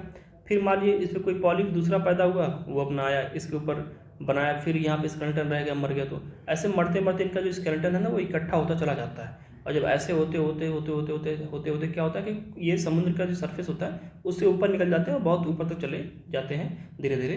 तो इस प्रकार से ये कोरल आइलैंड का निर्माण होता है। तो कोरल आइलैंड क्या कर सकते हैं कि ये जो स्केलेटन ऑफ टिनी मरीन एनिमल, जिसको हम पॉलिप बोलते हैं, ये पॉलिप के माध्यम से ही तैयार होते हैं। ओके, अब आइए कुछ और इंपॉर्टेंट टर्म्स को देख लेते हैं जो कि हमें देखना था अलग से। तो एलुवियल की बात हमने की, जिसे हम जलोढ़ निक्षेप भी कहते हैं। ये एलुवियल डिपॉजिट्स क्या होते हैं? देखिए, these are very fine soil, बहुत ही पतले महीन मिट्टी के प्रकार होते हैं जो कि रिवर्स के द्वारा लेकर आए जाते हैं और डिपॉजिट किए जाते हैं रिवर के बेसिन में। तो इसीलिए इसे बोलते हैं एलुवियल डिपॉजिट्स या फिर जलोढ़ निक्षेप। बहुत ही आपने देखा होगा, ये जो गंगा का मैदान है, वहाँ पे आप देखेंगे ये जो पूरा मैदान बना हुआ प्लेन्स, ये पूरा इसी से बना हुआ है। पेनिनसुला की बात करते हैं तो पेनिनसुला क्या है? A piece of land that is surrounded by water on 3 sides. ऐसा लैंड का पार्ट जो कि 3 तरफ से जल से घिरा होता है उसे बोलते हैं पेनिनसुला। तो इसके बारे में मैंने पहले आपसे चर्चा कर ली थी। तो अब ये हमने चैप्टर यहाँ पर अपना कर लिया है कंप्लीट। ओके, तो डियर स्टूडेंट, ये रहा हमारा आज की वीडियो। आई होप कि आपको वीडियो पसंद आया होगा। इसके बाद मिलते हैं अपने अगले वीडियो में, तब तक के लिए नमस्कार। Welcome back dear students. NCERT summary में today we are going to cover the last chapter of class 6 geography, जिसका नाम है India, a climate, vegetation and wildlife. Bharat के बारे में बात करेंगे, जिसमें भारत की जलवायु, भारत की वनस्पतियाँ और भारत के वन्यजीवों, इनकी बात करेंगे। ओके, लास्ट चैप्टर है। इसके बाद हम क्लास 6 का ज्योग्राफी पूरी तरह से कंप्लीट कर लेंगे and then we will move on class 7 on geography. Okay, तो आइए शुरू करते हैं। सबसे पहले एक डिफरेंस जो आप लोगों को पता होना ही चाहिए, वेदर और क्लाइमेट में क्या डिफरेंस है। What is the difference between मौसम एंड जलवायु, जलवायु और मौसम के बीच में क्या डिफरेंस है। ओके, तो सबसे पहले आप ये जान लें कि मौसम ये बहुत ही छोटे समय की बात की जाती है और जलवायु एक बड़े समय की बात की जाती है। तो मौसम क्या होता है? ये डे टू डे चेंज होता है इन द एटमॉस्फेयर। जो हमारा एटमॉस्फेयर है, जो हमारा वातावरण है, इसमें हर दिन जो चेंजेस होते हैं उन चेंजेस को मेज़र किया जाता है और उसके आधार पे कहा जाता है कि इस जगह का मौसम इस जैसा है और इस जगह का मौसम इस जगह है। मतलब कहने का तात्पर्य है, मतलब अगर मान लीजिए कि आप अपने घर पे रहते हैं और आपके घर पे किसी दिन बहुत ज़्यादा धूप होती है, तो आप कहेंगे टुडे इज़ सनी वेदर, मतलब आज बहुत ज़्यादा गर्मी है, सन काफ़ी चमक रहा है। ओके, तब तक अचानक से अगले दिन बारिश होने लगती है, तो आप कहेंगे टुडे इज़ रेनी डे, आज क्या है, एक बरसात का मौसम है, ये कहेंगे। उसके बाद अगर मान लीजिए किसी दिन बहुत ज़्यादा तूफान आने लगे और आंधी आने लगे, तो आप कहेंगे टुडे इज़ स्टॉर्मी डे, बहुत ज़्यादा तूफान वाला दिन आज है।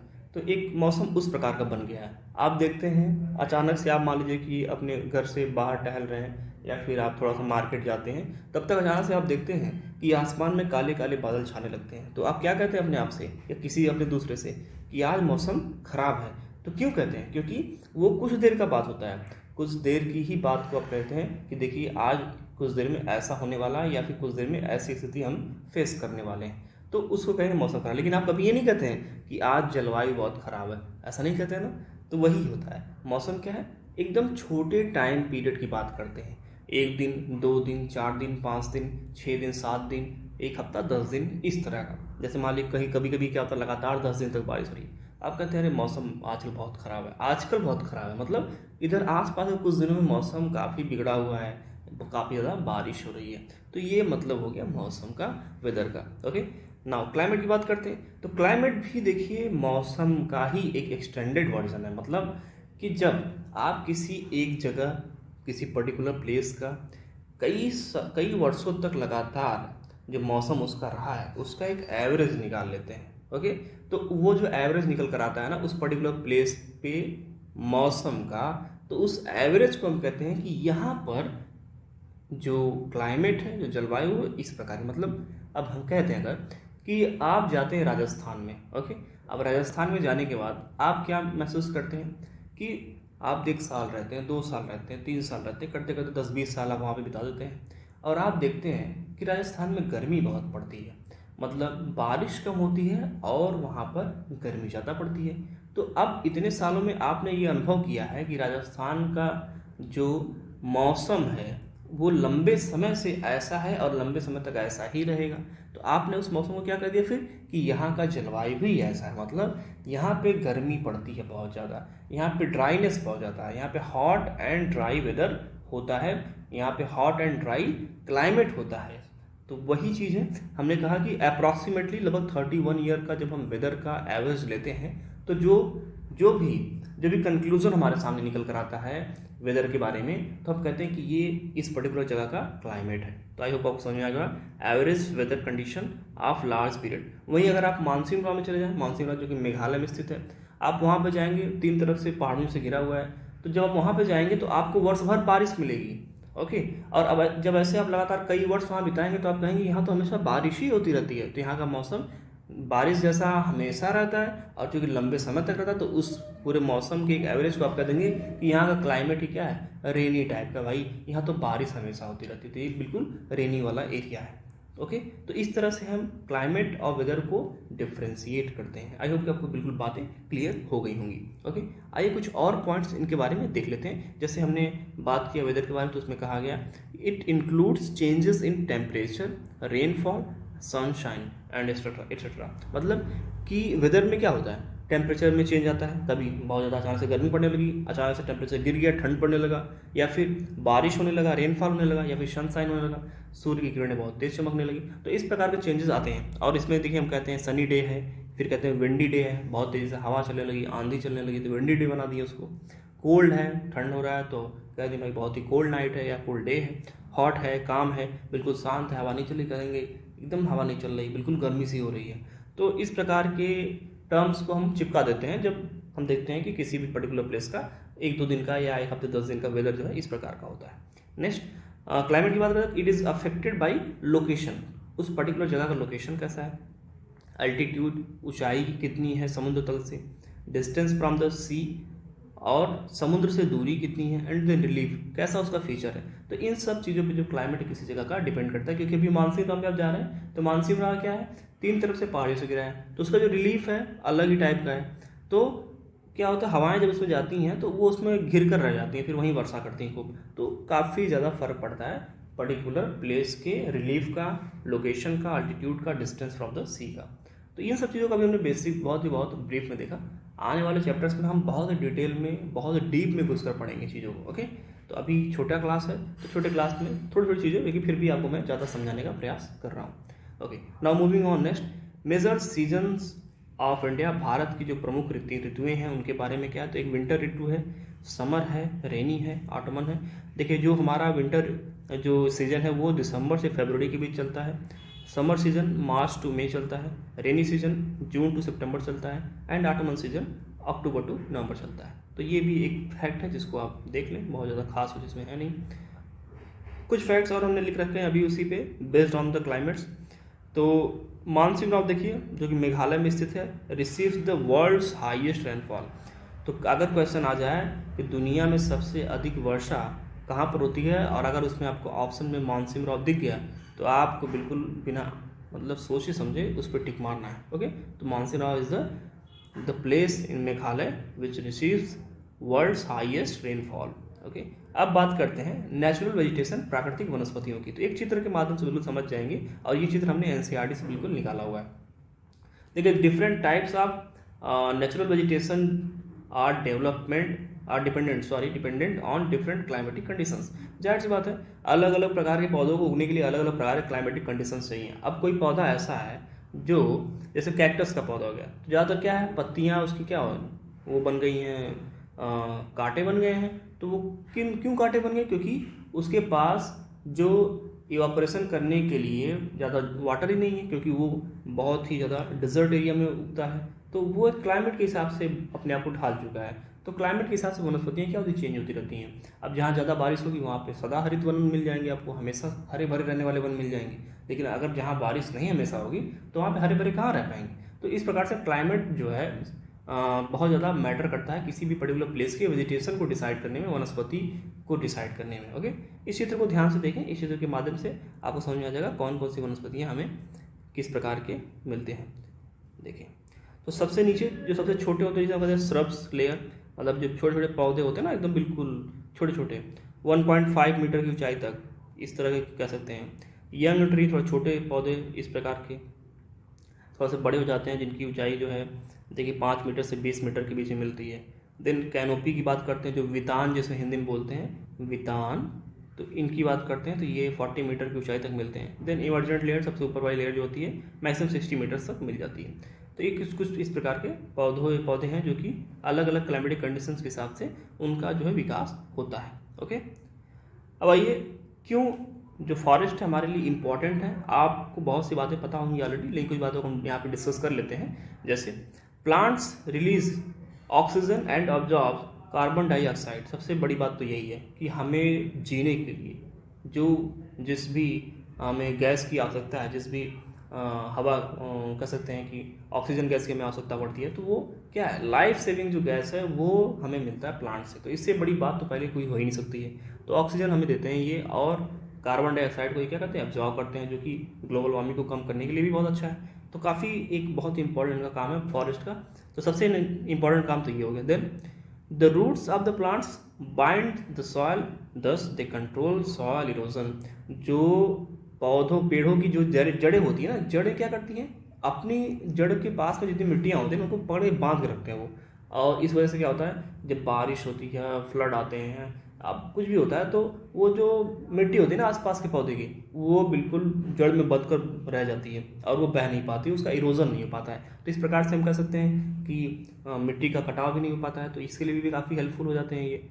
मैंग्रोव वृक्षों के बारे में हम जानते हैं, जो कि सुंदरबन डेल्टा में मिलते हैं।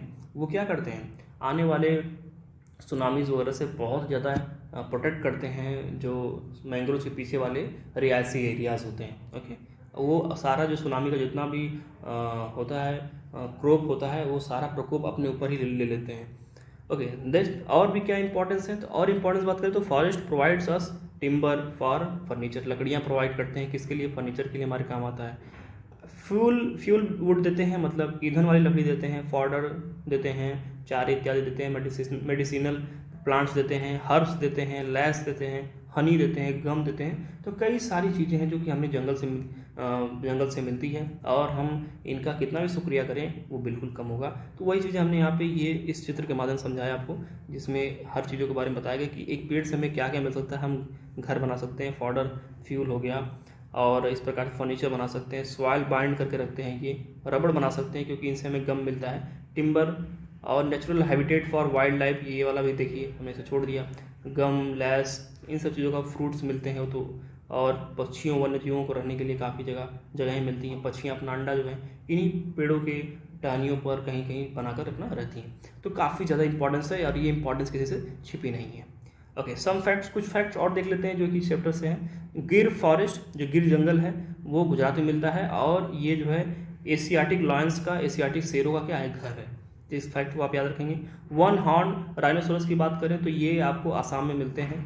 देन वाइल्ड एसेस की बात करें तो वाइल्ड एसेस आपको रन ऑफ कच्छ में मिलते हैं, कच्छ की खाड़ी में मिलते हैं। ओके, कच्छ के रण में मिलते हैं। Every year first week of October, अक्टूबर का जो पहला सप्ताह होता है उसे हम वाइल्ड लाइफ वीक यानी कि वन्य जीव सप्ताह के रूप में मनाते हैं। तो इस फैक्ट को भी आप ध्यान रखेंगे। Then wild goats, snow leopards, bears are found in the Himalayan region. तो अगर आपका क्वेश्चन आ जाए दैट स्नो लिपर्ड्स कहाँ मिलते हैं, तो अगर हिमालयन रीजन का कोई पार्ट उसमें दिया हुआ है ऑप्शन में, तो आप उसको बिल्कुल आंख बंद करके टिक मार सकते हैं। तो डियर स्टूडेंट, आज हमने पूरा क्लास 6 का ज्योग्राफी क्या कर लिया है, कंप्लीट कर लिया है। अब हम क्लास 7 वाली ज्योग्राफी पे आगे मूव करेंगे। ओके, तो आई होप कि आपको ये पूरा वीडियो पसंद आया होगा। अगर वीडियो पसंद आया तो इसको शेयर करें, चैनल को सब्सक्राइब करें और लोगों को इसके बारे में बताएं। ओके, इसके बाद मिलते हैं अपने अगले वीडियो में, तब तक के लिए नमस्कार।